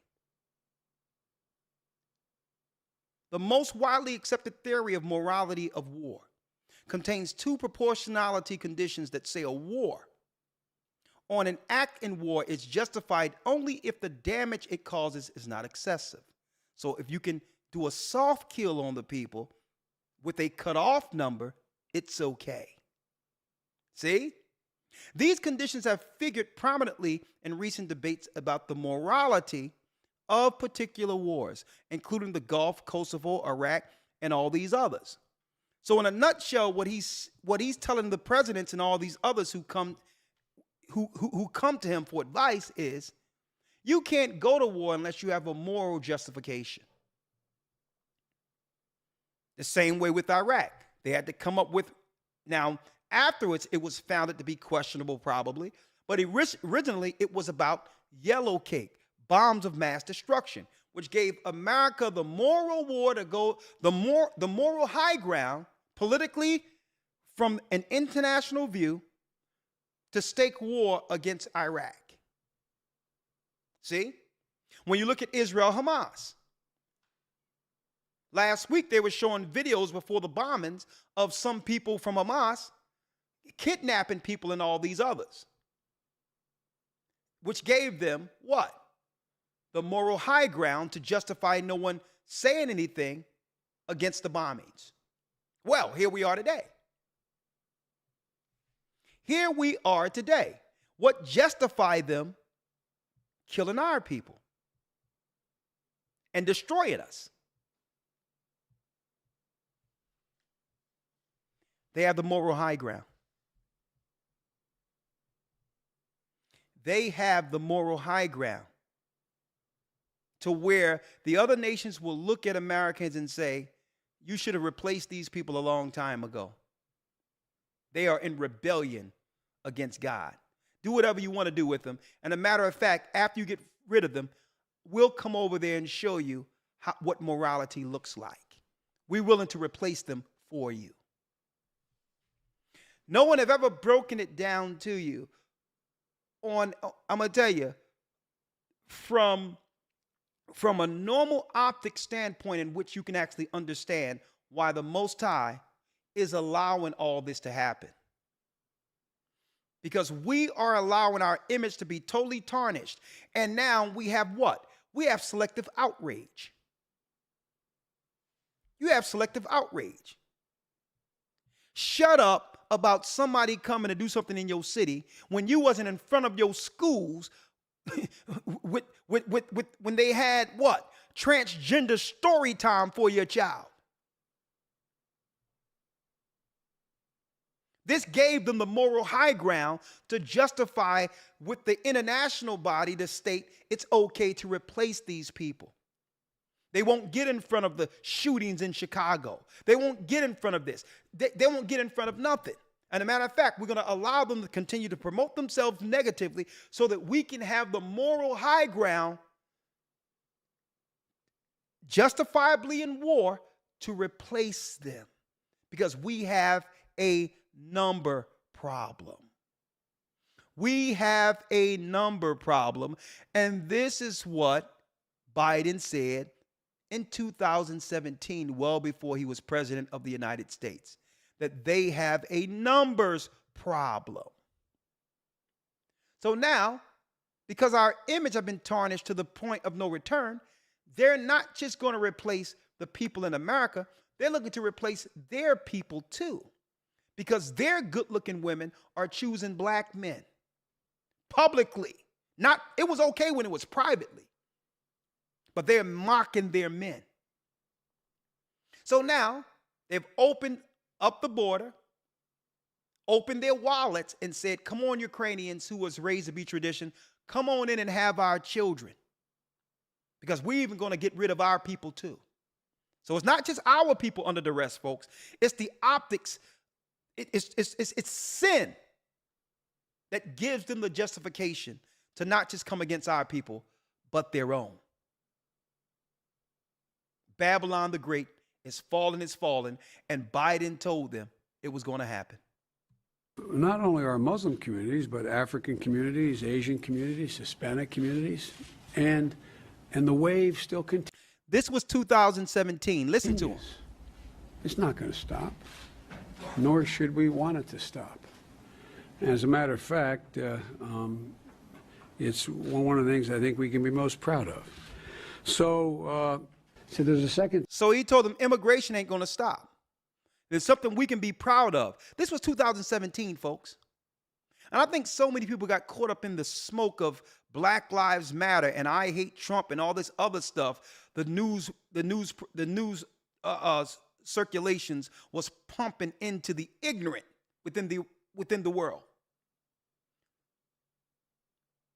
They just need to get in position. But this is what he wanted to do. Listen. Thing in that black box, an unrelenting stream of immigration. An unrelenting stream of immigration in the other black box. Non-stop. Folks like me who were Caucasian of European descent, for the first time in 2017, will be in an absolute minority in the United States of America. Absolute minority. Fewer than 50% of the people in America from then and on will be white European stock. That's not a bad thing. That's a source of our strength. And so that's the source of our strength. We will be the minority. And then he told the politicians this. Kamala Harris held a private Zoom call with a small group of civil rights leaders from across the country. This is a completely closed call, so just want to remind you of that. There's no recording. Clearly, somebody did record, and now I have a copy of it, and now you're listening to it. Present for the Zoom was Derek Johnson, president of the NAACP, Vinita Gupta, a former ACLU attorney who was Obama's Civil Rights Division head, the Reverend Al Sharpton, Sherilyn Ifill, Melanie Campbell, who is the president of the National Coalition on Black Civic Participation, and soon-to-be former Congressman Cedric Richmond, who Biden has named an assistant to the president. In many ways, it was a Zoom call like any other. Can't hear you, Cedric. You're on mute. It also included a few Biden-esque boasts. I'm the first person, black or white, who called attention to the fact that you were finding that there was the rate of people who were African Americans who dying was 3 times that of white people. I don't carry around a stamp on my head saying progressive and I'm AOC, but I have more of a record of getting things done in the United States Congress than anybody you know. Anybody you know. Some Biden cringe. By 2040, this country is going to be minority white European. Hear me? Minority white European. And you guys are going to have to start working more with Hispanics. The first thing he said when he got in office, not a plan for our people, like him and Kamala claimed to sit down and speak with Ice Cube. He had a plan to call Build Back Better. His plan was to build back better. And it's based on what his concerns were before the election. The dwindling numbers of white people having white children. And now that black people have, men in particular, have upward mobility in finances, a lot of their women were choosing black men in spite of them. They say, you know what, we scrapping this. And this is what you have when you point a negative, degradative spirit on other people, not realizing your daughters and sons will eventually pick it up. They kept us at bay as long as they could by tarnishing our image, but by doing so, tarnished the image of the whole country altogether, which the Bible states, Babylon the Great is fallen, it's fallen. None of it is right. So now that they have the moral high ground pointing to the liberal side of things, it justified them bringing in all of these white Ukrainians and others to replace the liberal negative image. It's Bible prophecy. But guess what? It's still not going to survive. Because there will be civil war. I'm going to tell you, there will be civil war. Now, not in our immediate future, but there will be a civil war. And that will be the end of America as we know it. Right? So, let's open up the lines real quick. Rebellion. 515-605-9327. He said he was going to do it. Elder Lawyer Biden and those who control it, that's behind the Council on Foreign Relations and all that, bringing the people over. Folks, this is the answer to what the politicians that look like us was pushing. We need to stop black on black crime. We need to do this, do that. They was talking all the talking points to give us a negative view before the world to justify us getting sick and to justify them replacing us altogether. Here we go. Now, Elder Lawyer, here's another place that I think they're going with this eventually. You heard it here first. Today is October 18th, 2023, according to their time. We know it's not that, but according to their time. Elder Lawyer, this is going to be the justification for every boogeyman imaginable to put the whole United States under lock. What do I mean by that? There's nothing for stories to come down the pipeline now that when the borders were open, some disease of different variants crept through. See? The borders open and some disease came over the border. Now they have justification. Now they got everyone focusing on immigrants. So is no one going to deny that as a possibility? So now that we got a new disease that came through the immigrants we let through, here's the rules. This is what we have to put in place now. Don't be surprised if that move happens. Or don't be surprised if there's a terrorist group that they've been talking about in the news who conveniently snuck through the borders and now threaten American citizens now. And now laws have to be passed in Congress and Senate because of that. But all of this leads to what? New laws being put on the books that will oppress and destroy its citizenry. Babylon the Great is fallen, is fallen. And all you people out there in Chicago, New York, and others, if you're not standing up for your children in front of these schools, making sure they're not being taught sin against God, then you just sit down and say nothing about the people who they have elected to replace you. Because I'm going to tell you, right now, under their political conversations, and I read their white papers, folks, they are justified amongst the political international body to do whatever they want to do to the people in the inner cities. They have justified. Because guess what? None of you went to these major corporations and these major media conglomerates. None of you went there when this movie came out and when these things came out and said, listen, shut this down. My children may run into some of this. Shut it down. We don't want this on TV. Keep this amongst people who want to do it. Now, America is the land of the free, and people have the opportunity to be anything they want. But do that with people who agree with it. And that's what parents should have said. We're not stopping you. We've never stopped a person from doing what they want to do in their own bedroom.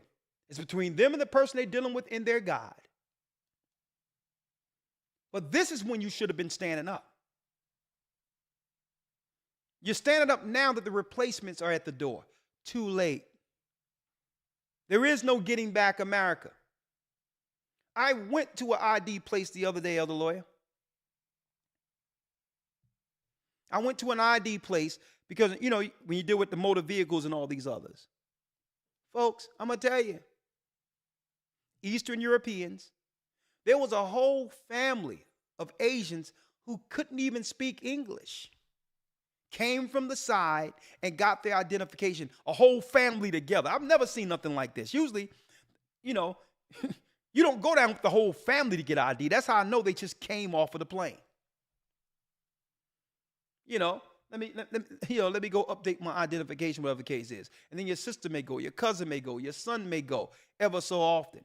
They got whole families of East Indians, Asians, and others coming in with whole families getting ID right on the spot, which means it won't be too long before that's the agreement is you must replace our voting block. If we're going to replace you, then we're going to give you the right to vote. And folks, this is how you politically remove a people from relevance. The last time our people could have had a say to do something was the last voting block, even if that could have saved anything. That was the last shot. And this is why, let me tell you, Elder Lawyer, when Ice Cube said something, and when Kanye was saying things, they rallied all the media together to say, nah, you're not supposed to be thinking outside of your controlled liberal thought. The whole political machine rallied. Instagram, Twitter, YouTube, national media. They were like, no. This guy's going to get in the way of our political game. They're asking for something for these people when this is the last time these people will have a voice. We need to finesse this thing, and by finessing it, we won't have to worry about mail-in ballots or anything else after this one. We don't have to worry about nothing because the replacements will already be here. And folks, it's already a quasi-civil war already politically. And that's why I showed that white paper earlier. It's about promoting the imagery of negativity and or sin and have the people attach themselves to it, which gives the world body the moral justification before the world to actually destroy any particular demographic that they have between the crosshairs. That's where we are politically. Babylon the Great is fallen. So guess what? Don't cry now. You're not even there for your own children that's being taught, having your son run around in kindergarten with a pink dress on because it's try on a new gender day. But yet, where was your town halls then? Elder Lloyd, you have anything before we go to the calls? No, sir. No, sir. Let's go to the calls. Babylon the Great is fallen. It's fallen. Elder Lloyd, give me about 3 minutes. I'll be right back. What say you? 515-605-9327. All the witchcraft, all the evil, all the bickering, all the fighting against one another, and all of that. Folks, guess what? There's a reckoning. There's a reckoning. And this is where we are right now. And guess what? They're not just looking to replace our people who has the image of immorality. It's their people too. It's their people too. Understand that. I said it before. When you've seen all these basketball players and all this others going on and Kanye West running around with the persona, with the actual image of a Madonna representing white women and all these others. Let me tell you, the straight racists were looking at this and saying, you know what? Those are not our women. Let's get rid of all of this. We're being outnumbered. Even with people deleting their children and all that, we're still dwindling in numbers, and our women don't even want to have our children anymore. Let's finish it all. And then we'll just get them on the other side. When the war starts, we'll get them. We'll get them another way. See? We'll get them. A matter of fact, there's something out there, and guess what? If you want to play basketball, if you want to do whatever you got to do, you got to go with what we all need to be safe.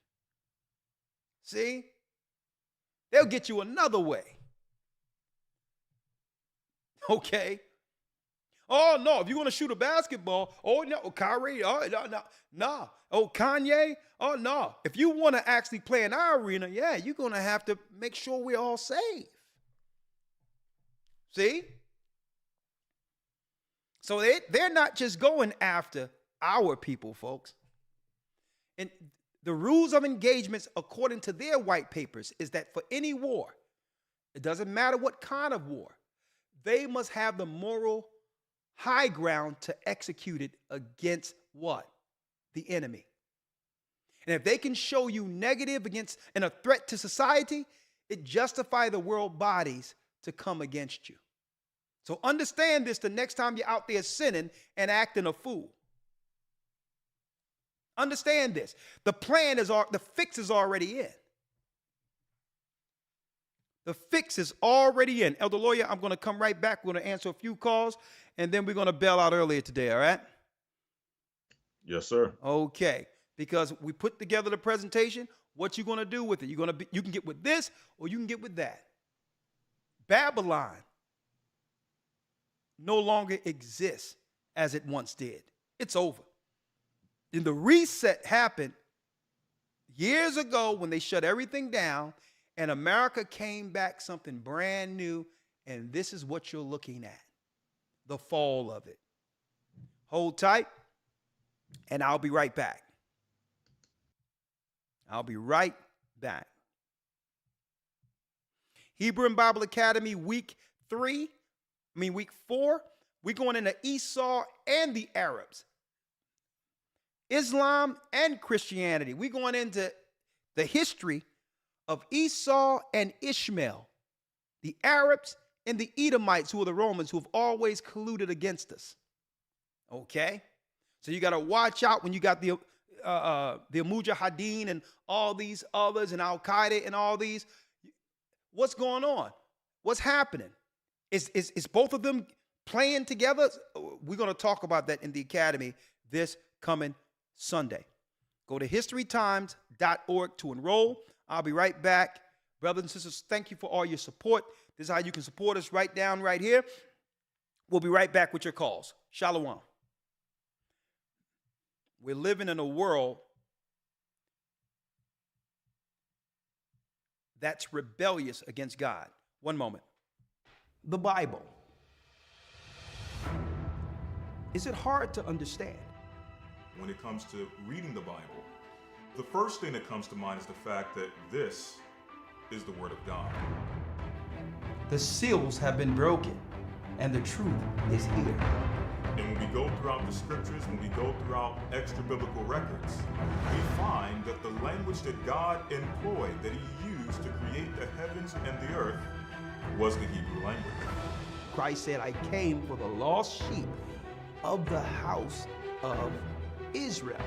But yet no one, no religious leader, no religious church out there anywhere can now identify the 12 tribes of Israel. Can we? God is quite simple, but it seems as if man makes understanding Him hard. What are those mysteries? The truth of your book and the truth will make you free. The Hebrew and Bible Academy, you're invited.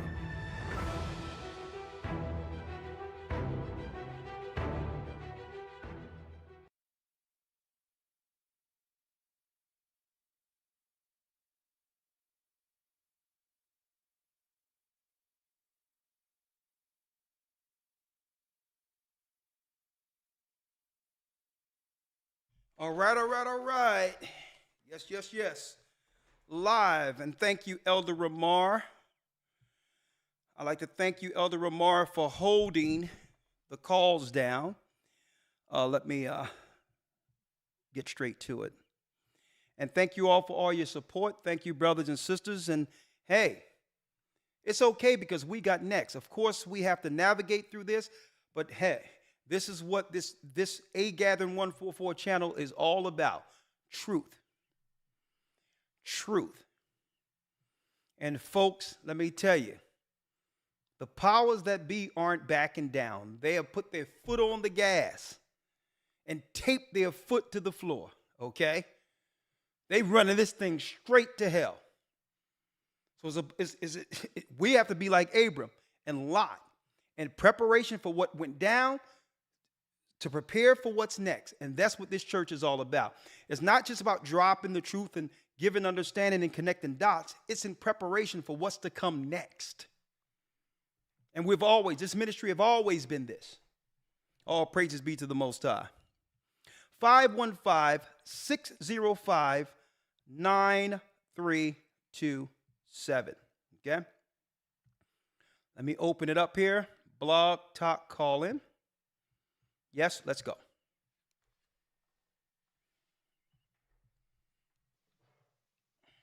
Blog Talk Radio. Welcome to Blog Talk Radio. Please hold and you will be able to listen to the show. All right. I got my switchboard in front of me on this iPad here. Right.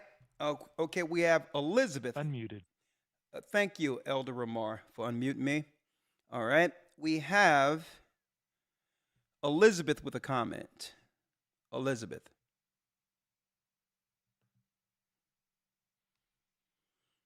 Shalom, Elizabeth. Shalom, Elder. Shalom. How are you? I just wanted to tell you, I'm fine. How are you?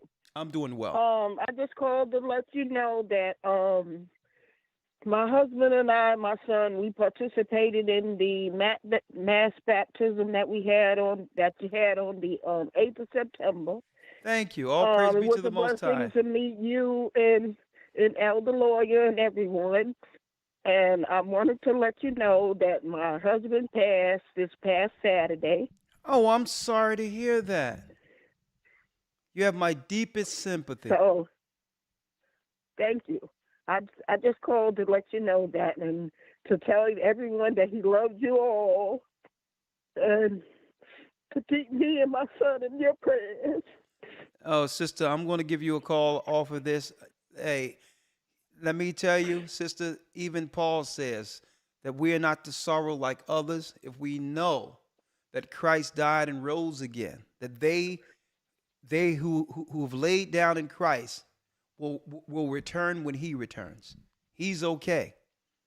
And listen, there's sorrow here, but it must feel good to know that he made a choice to choose Christ right before he passed over. Sister, I'm going to tell you, he's in the bosom of Abraham, relaxed and waiting for another opportunity to see you on this side. So I'll keep you lifted up in prayer. And sister, know that life doesn't end here. Okay, this is just the beginning. Christ died and he came back, and he's coming back with your husband. And Thank you, Elder. You're welcome. And it's a blessing that I had the opportunity to be a part of that rebirth, with you, meeting you and your husband making that choice to be baptized and have past sins, put away. And I feel for you, sister, but understand, Christ has him. He's okay. Okay? Okay. All right, bless you. And Thank you. I will be reaching out to you. Anything you need from us, the church, let me know. And I'll personally make sure you have what you need, okay? Okay. All right, thank you. Thank you. Well, bless you, sister. Shalom. Shalom.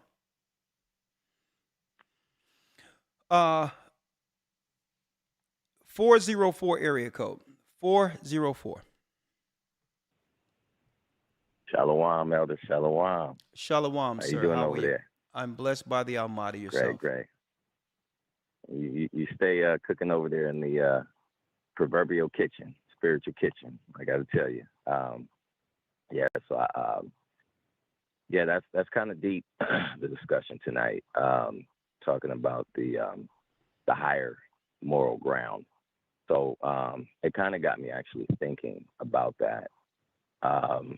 When it comes to the higher moral ground, where the hedge of the Almighty will be relinquished for his people, right? Therefore, the enemy has the fortitude and right to come in and strike, which has been going on. So that also kind of had me thinking about within the laws, statutes, and commandments of the Almighty, so you're familiar with predictive programming, right? Or preemptive programming. Like they kind of have to show through entertainment, what they're going to do to us before they actually take action. You're familiar with that, right? Yes. Okay. Well, I was really thinking about that, and I think that, and I kind of want to hear your take on this. I think that that's actually an association with, God's USC code, if you will, in association with his righteous law. So Satan, even knowing that there isn't anything that he can do without first being or playing within the parameters of God's lawful game, right? So meaning like a warning has to transpire before Satan can take any type of adverse action against, the people, if you will. Yeah, so, it's called in elite circles the lesser magic. The lesser magic, according to their code, is they must tell the people what they're going to do before actually implementing. And that justifies, right? Because a lot of people look at movies and all these others and not realizing these are messaging. Now, if we become part of the program and begin to mimic what we see, we fall to the lesser magic. When really they're telling you we're justified in killing you for doing this. So they'll put out the Godfather. They'll make a total wicked person a hero.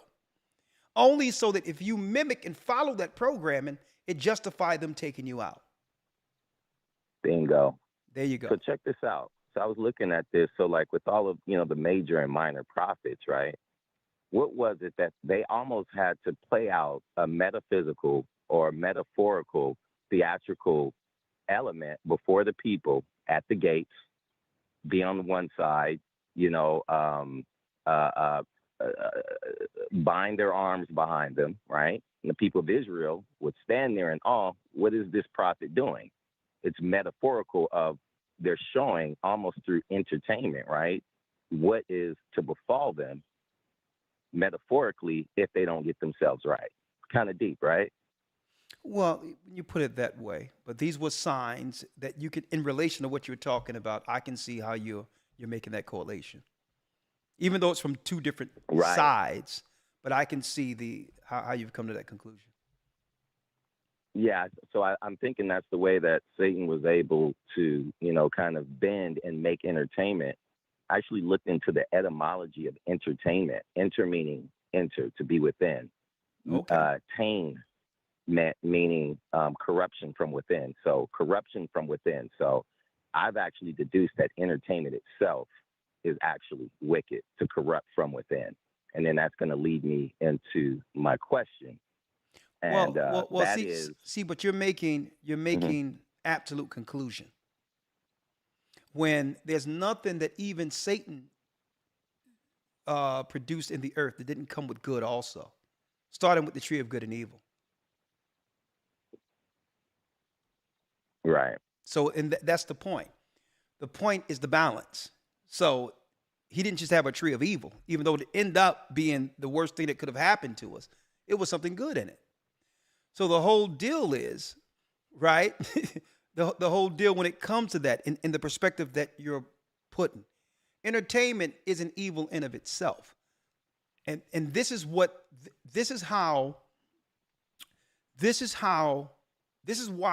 they needed to control us when it comes to the entertainment business.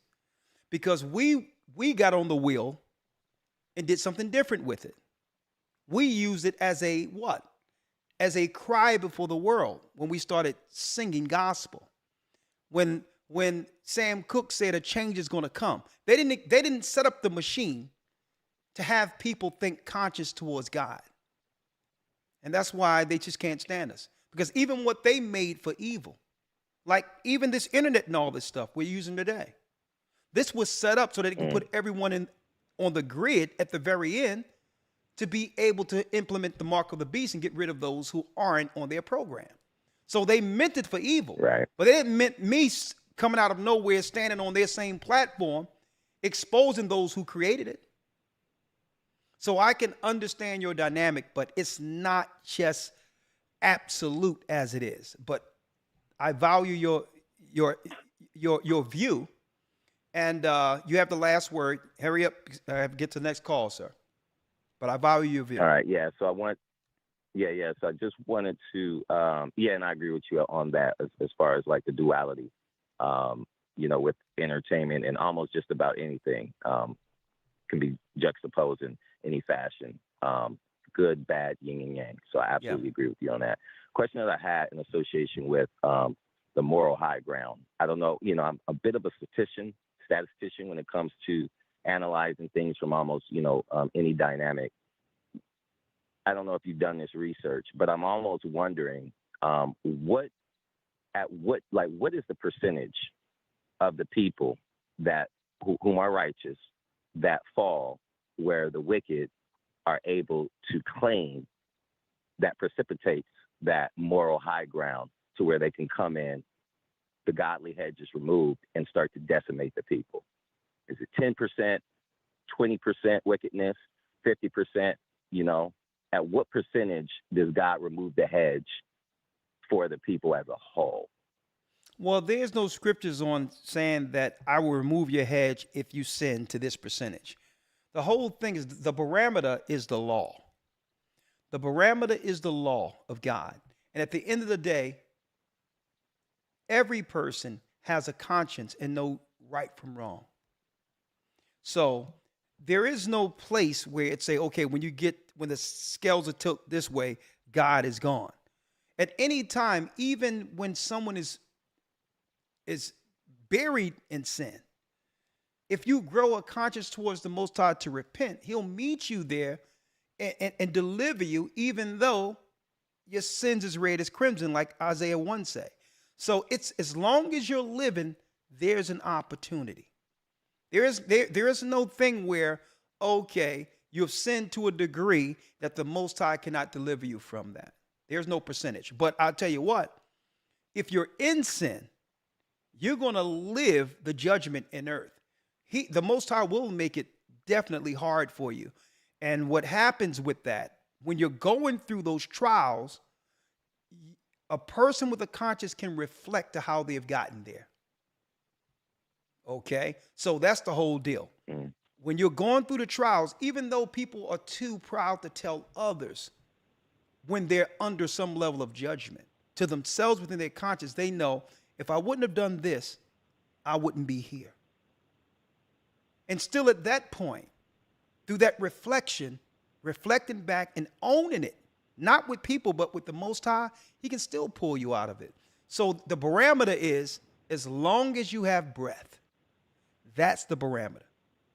Because once you're dead, it's final. Okay, you got it?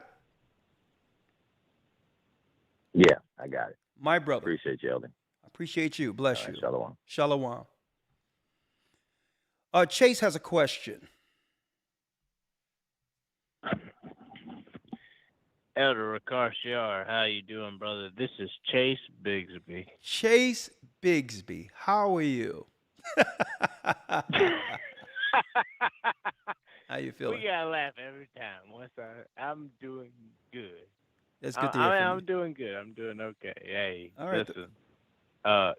The brother before, I had a whole setup thought process what I was gonna talk about, and the brother before talking about what he talking about, and I said, you know what? When he was talking about that, I don't know. I just gotta say it, man. I'm struggling. I'm struggling hard, man. You're struggling with what? Talk to me. What you struggling with? I tell you what, I'm struggling with knowing too much and not perfecting. And I would say my biggest downfalls is I drink. I like to drink a little bit when I get off of that. That relieves me. Okay. That's the main thing that really kind of is my thing. I'm not saying just that, but you drink what? The biggest thing, huh? You drink what? Oh, it don't really matter, man. I drink a beer every now and then. It's happening. Listen, brother. The Most High says, it tell you in the scriptures, a little wine for the belly and strong drink for those who are ready to die. So brother, the whole, I believe in what you're saying. Yeah, so the whole deal is, do you want to live? If you want to live. The problem is, do I know better? Listen, I used to love my miniature Festa back in the day, and then it got to where I just sip every now and then. The problem is I like to drink every now and then when I get off work. It's a habit. At the end of the day, what I'm telling you is, I feel guilty about this.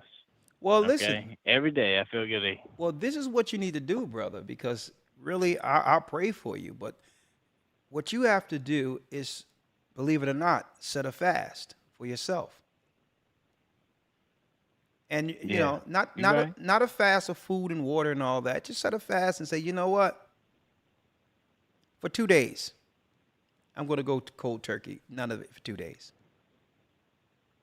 Can I tell you something? Man? Listen, I think it's to help listeners. Listen. You can, but I'm trying to give you an answer. The same discipline that it takes you to not do it 2 days is the discipline. It's the discipline. Because then, this is why I don't believe in Alcohol Anonymous. Right? Because I understood the psychologist. You need to look into the psychologist who created Alcohol Anonymous. Alcohol Anonymous on the surface seems as if it was something good. But it's a psychology that would have someone identify as their habit until they die. It's a control mechanism. You're not your habit.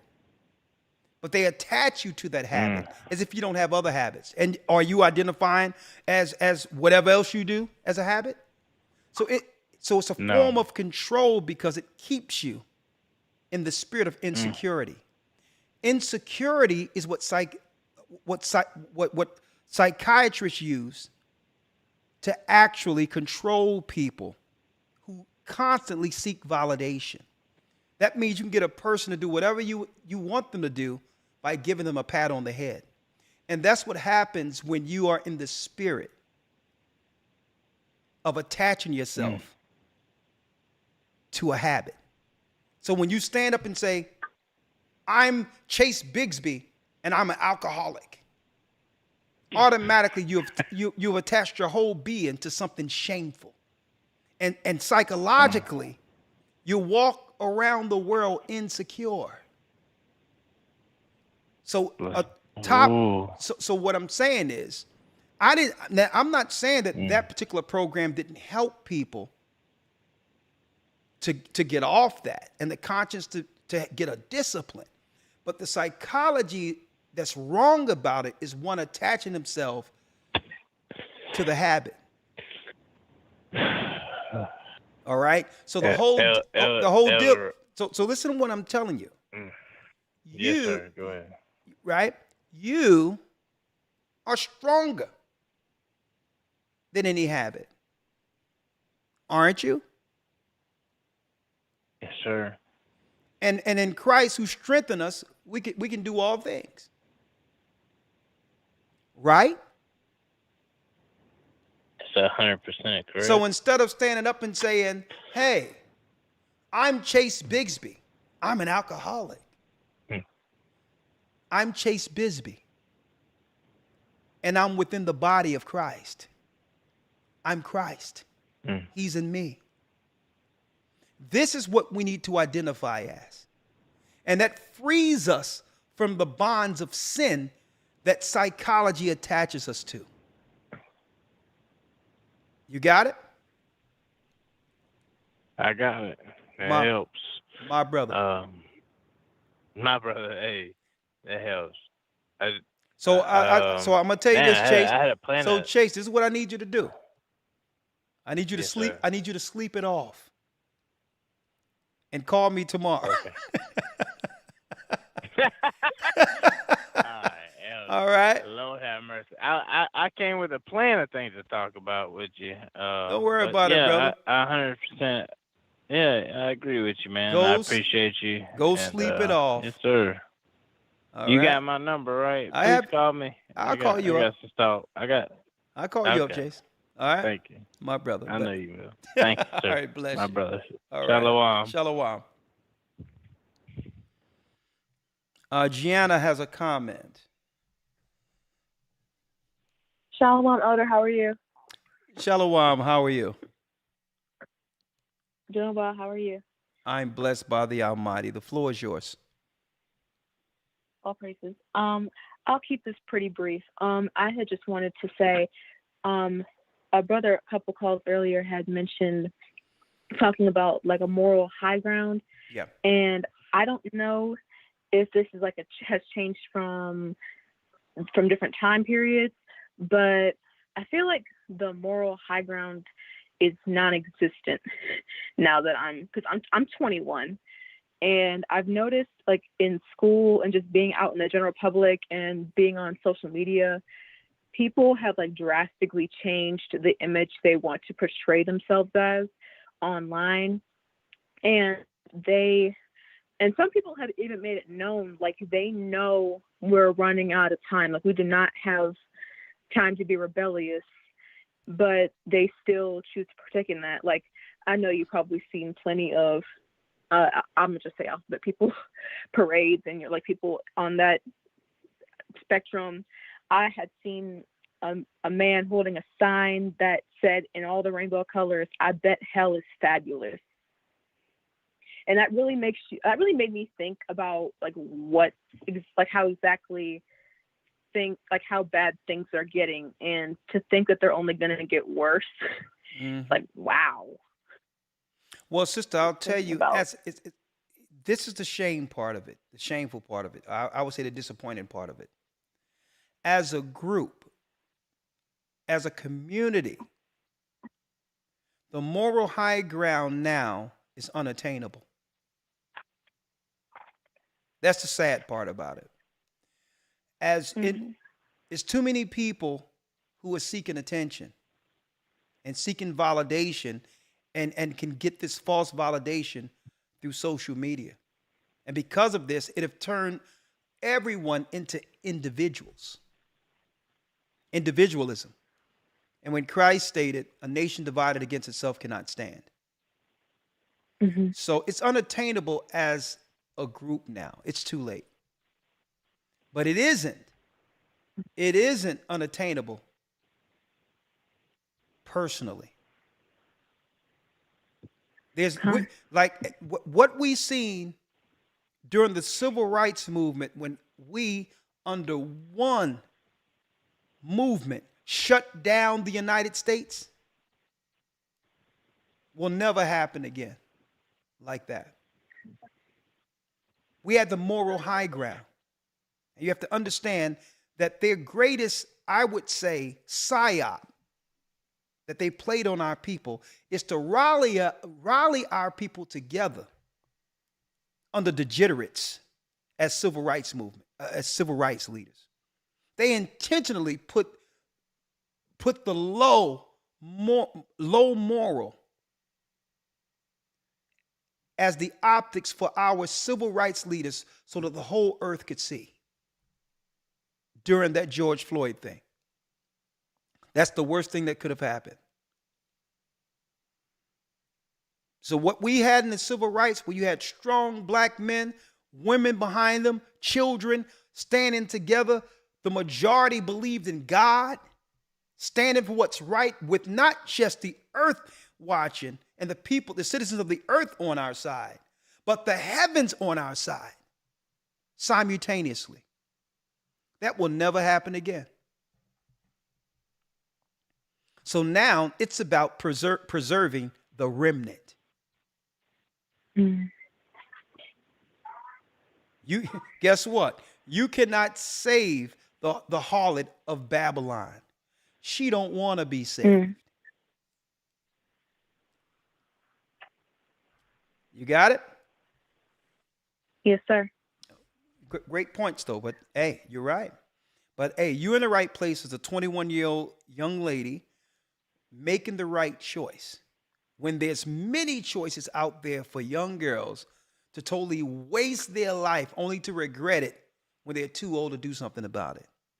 So what you don't, sister, so you as a young lady, do what's right in your prime and you'll be better for it. Don't make the mistakes of yesteryears. Okay? Yes, sir.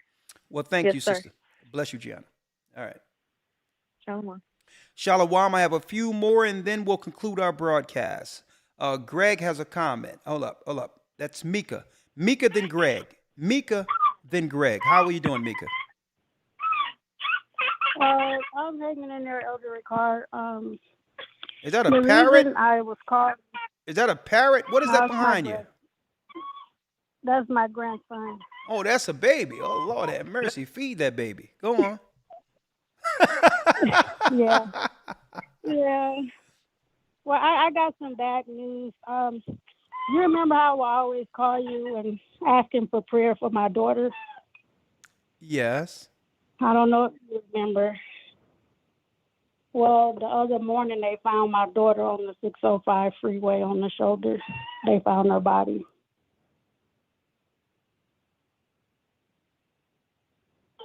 I'm sorry to hear that. And you were really concerned about their lives, the direction they took. I was always calling in, asking for prayer for her. And so now she's no longer with us. They found her what? What happened? It's still under investigation, but it's a homicide, and they said foul play was involved. Sister, I'm sorry to hear that. You have my deepest sympathies. I've always put out prayers for you and your daughters. Where's her father? He's in North California. He doesn't know yet. Are you gonna reach out and tell him as soon as possible? Well, I think he has a different number because I can only wait for him to call me so I could let him know, because I think he has a different number now. You can find him. Go scour Facebook, scour social media. You'll find him somewhere. And how old was she? I'm sorry, you have my condolences. How old was she? 18. Huh? 18. And 18. 18. And you said you was concerned about her environment. What I mean, could you care to share what was going on there? You wasn't specific, but what was going on there? Well, my daughter met the wrong guy. And the guy is And in he what took using advantage. it was a guy into the streets? Yeah, it was more like a sex trafficking thing going on. Ma'am, I'm so sorry. I'm so sorry. Yeah. I'll make sure I put my prayers out for you, Mika, and I'll be giving you a call, okay? You have my deepest Well, I sympathies. appreciate it. All right. Shame. Phew. This world. And it only gets worse because what I'm seeing, it's time for our people to come in, repent. Judgment is here, and it's time for our people to do what's right because I'm going to tell you, even some of the people they're letting over in the city, in the country right now, it's nothing for them to snatch people up and do all types of things. I'm going to tell you, I'm going to tell you, who knows what was behind that? Because some of these people in these other third world countries coming over here from, the Middle East and all these others, it's nothing for them to snatch a person up and all that. That's normal activity for them if you aren't in their family, if you are, especially if you're black. Now imagine these people who are coming over to the United States. Not to say that this happened, but I need them. I hope they find these people. But a lot of these people are suspicious that are coming into the country. Me and my brother was on the side of the road where we were driving on this road on the highway, and I seen near the exit 2 suspicious Arab guys, right? 2 suspicious Arab guys, as if their car was broken down, trying to flag the car. I ain't see no smoke or nothing. Talking about, and hey, my brother was like, "Hey, June, you want to show up for a second and get some help?" I'm like, "Listen, I got some constitutional help.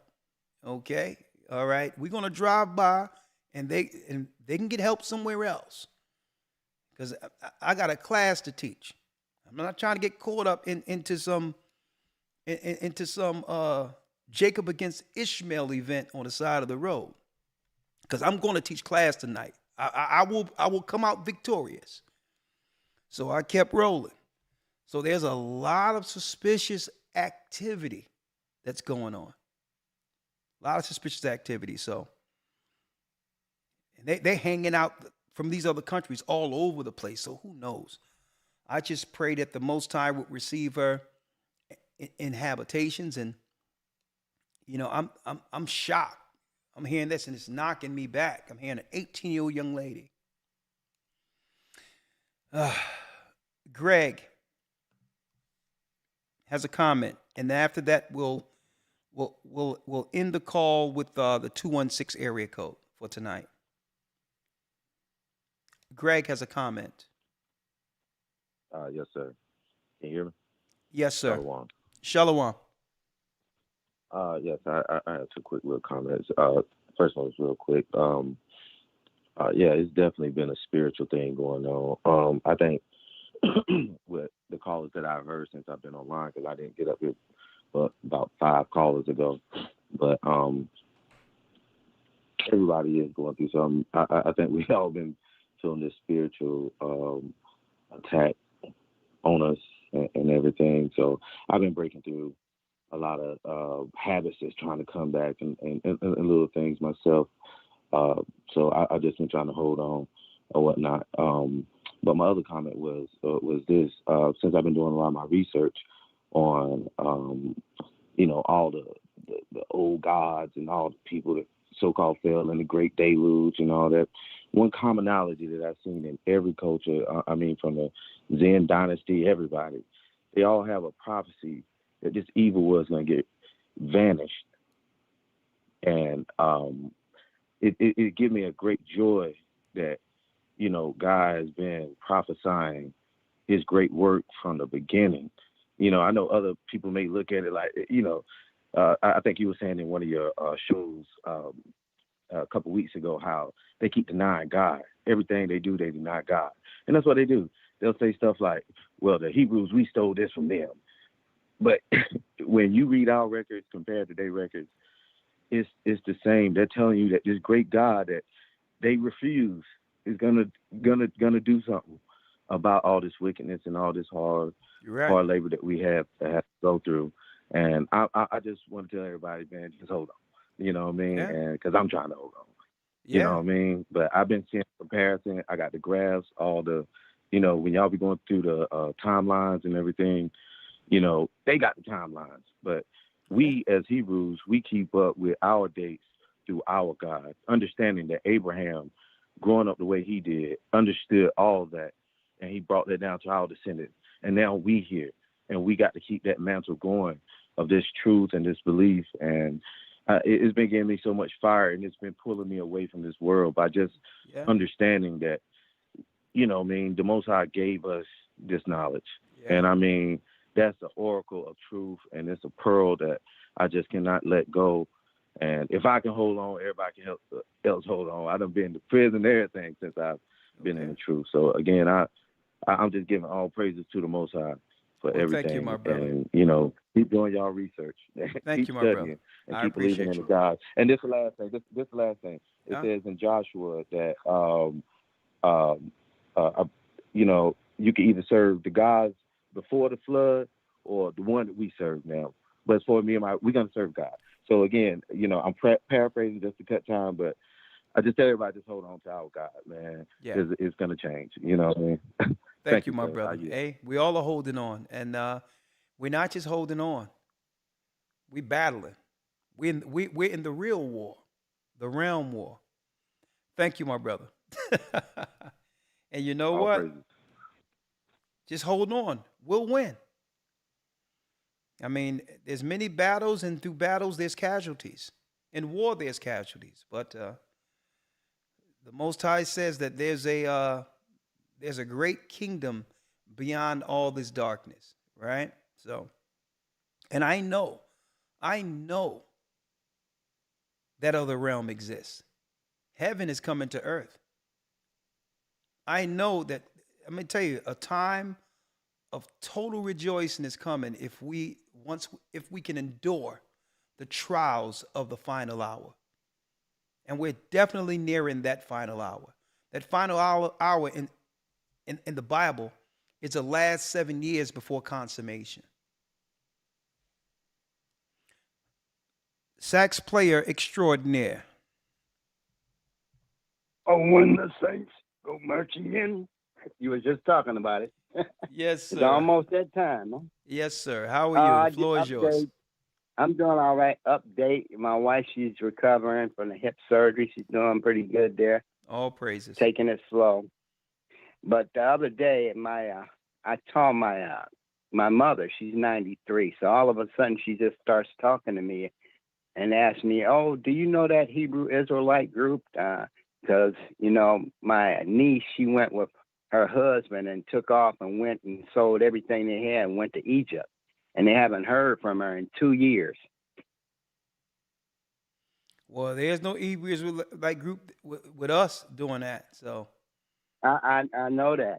Because I was just wondering why they were so standoffish with me. And they never told me. It's my 93-year-old mother told me about that the other day because I was trying to help her out about them scams that they be doing with the older people. Hey. And she just came out and said that. And I'm like, hey, some brother, guy, listen, it was on.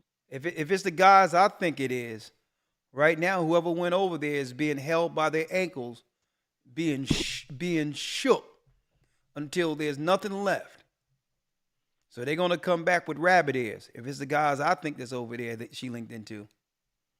You know what I mean? Some guy that was on the internet there that was up there with these glasses and his eyes was bucking out his head. He was our nationality, and he was up there showing pictures, and stuff, and pointing to it and start trying to talk about verses and stuff like that. And then I told my brother, I said, that's the last place you want to go. Didn't the Most High God take us out of Egypt? Why would you go back there? Well, there will be safe places in Egypt. Egypt is one of the places we'll be gathered out of, but some of these shady characters that are over there, I mean, you're talking about one guy over there talking about he looking at the moon to figure out when the Sabbath coming. So, oh Lord. So I don't know. She ran into one of these. It's so many doctrines over there.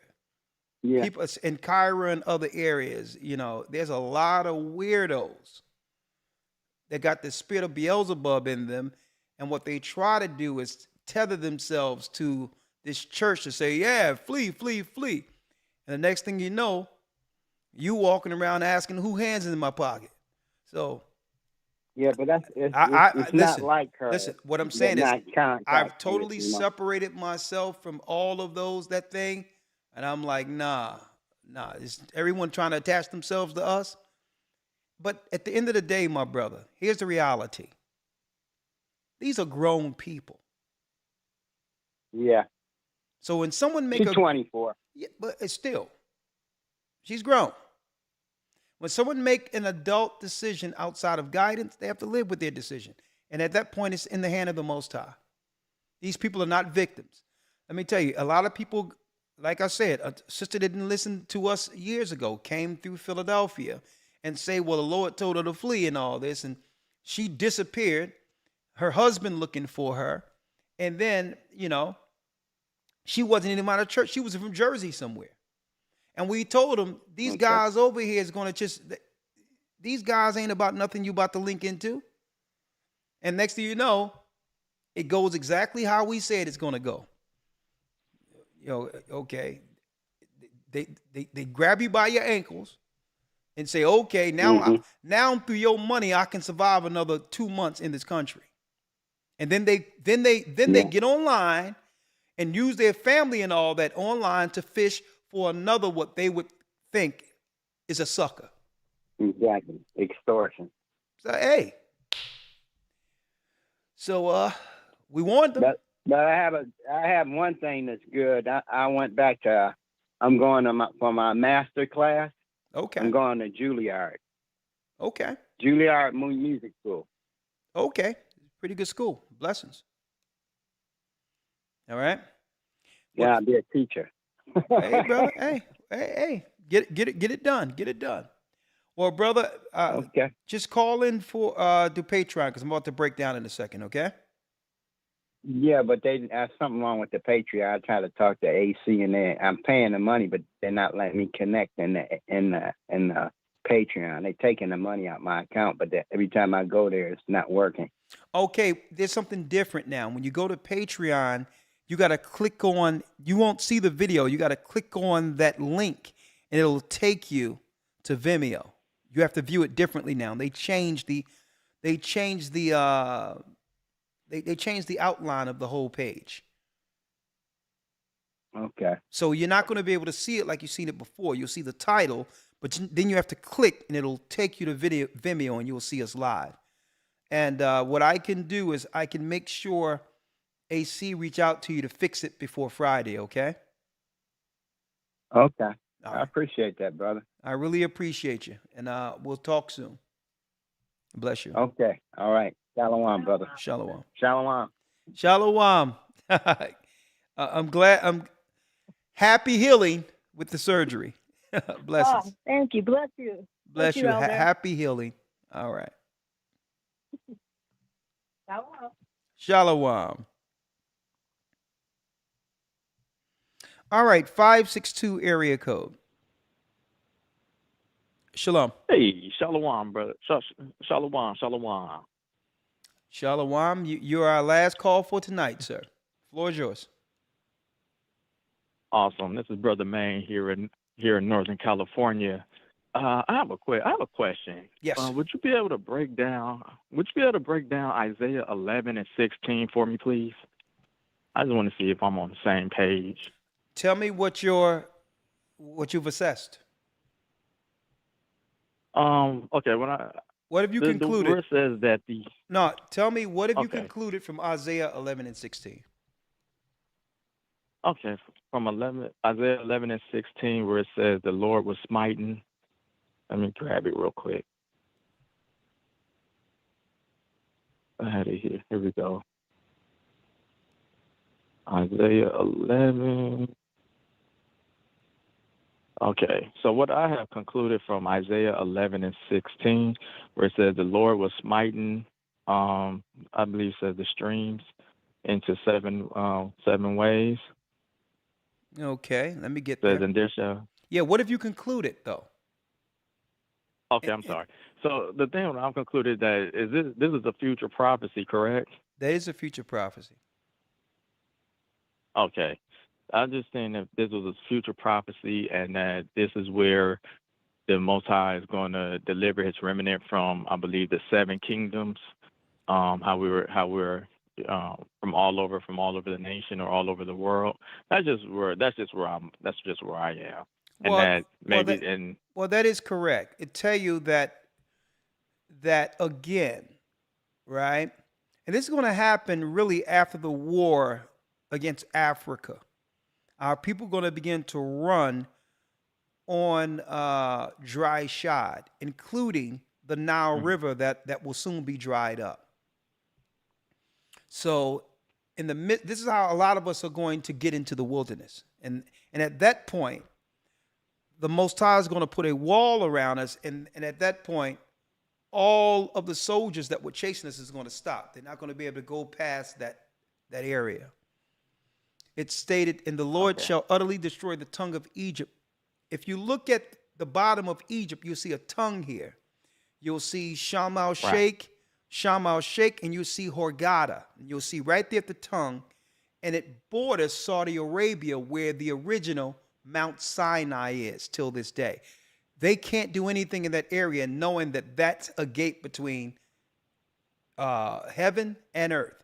The same 12 pillars that was there that Joshua and others that was in the camp was able to pitch for each tribe is still there till this day.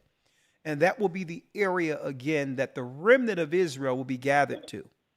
Some will go through the streams and others will be moved through portals who aren't in that proximity. And this is where the remnant will meet before the final purging. At that point, 2/3 of those in that area will be destroyed. There will be a rebellion in the wilderness, and that will be the last, that'll be the 2/3 that's cut off and die.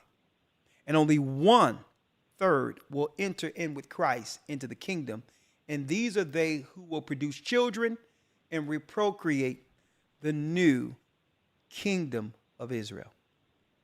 Okay? Yes, sir. Yes, sir. And would a precept to that also be in Deuteronomy? I believe Deuteronomy 28, where nah, he was 28 and 7. Nah. Okay. Deuteronomy 28 is speaking specifically of the blessings and the curses. Right? What you would link to this is more so where it goes into where it goes into us being gathered out of the nations we're scattered. Okay? Being gathered out of those nations. Okay? Let me show you what I'm saying.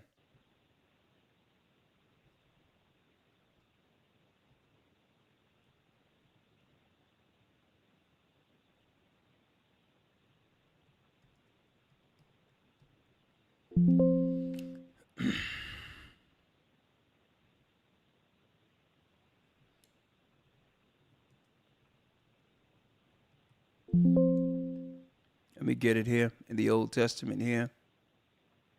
Ezekiel 20 and 33 on down is the prophecy for that. All right? Ezekiel 20 and 33 to 38. All right? Yes, sir. All right, my brother. Yes, have a good night. 20 and 33. Ezekiel 20, 33 through 38. All right? Okay. Okay, with that concludes our broadcast for this evening. Thank you for Elder Iraq and Elder Ramar, Elder Dell for moderating and setting up the broadcast at Blog Talk for us, Elder Ramar. Thank you for using Blog Talk Radio. Thank you, Elder Lawyer. You have a Goodbye. pleasant night and a good night's rest. Thank you. I appreciate you, my brother. Yes, sir. You do the same. All right. And with that, I'm going to say I'm Elder Ricard signing out from our weekly broadcast. Keep in mind, we're living in a nation that's in rebellion against God. Please do what's right and fall on the righteous, the right side of judgment.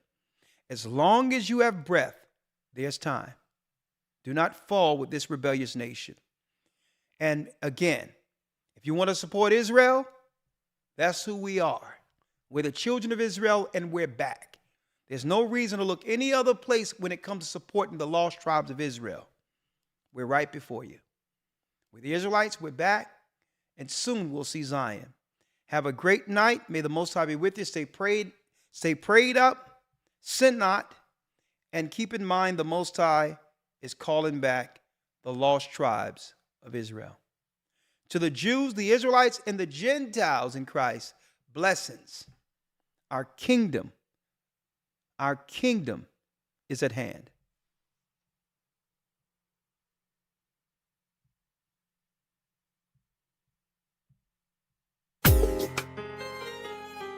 Good night.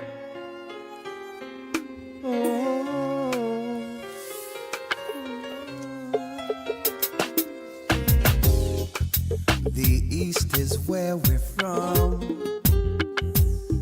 The 12 tribes of Israel. In 721 BC, the Assyrian king, he took us down, we fell. With a great escape, we went through the Euphrates. The Lord held the water still. To a land where no mankind dwelt, we went. The 12 tribes of Israel. That's who we be. Manasseh, the Cubans, Ephraim from Puerto Rico, Rebellie from the Isles of Hawaii. The Lord is calling back Israel. Zebulon from Panama, Gad, the North American Indians, Simeon, the Dominicans. Our highest gathering Israel.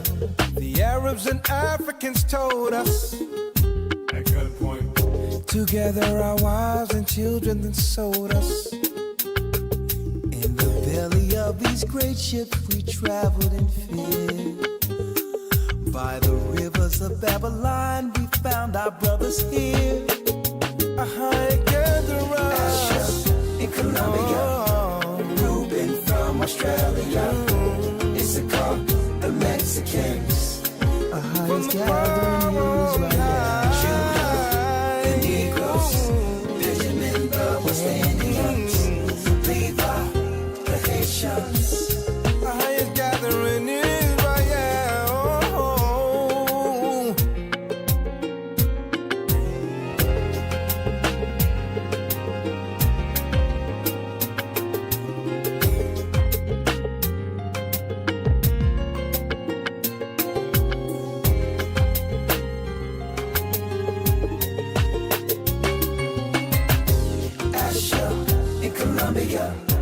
Reuben from Australia, Issachar, the Mexicans. That's who we be. Judah, the Negroes, Benjamin, the West Indians, Levi, the Haitians, Manasseh, the Cubans, Ephraim from Puerto Rico, Rebellie from the Isles of Hawaii. The Lord is calling back Israel. Zebulon from Panama, Gad, the North American Indians, Simeon, the Dominicans. Our highest gathering is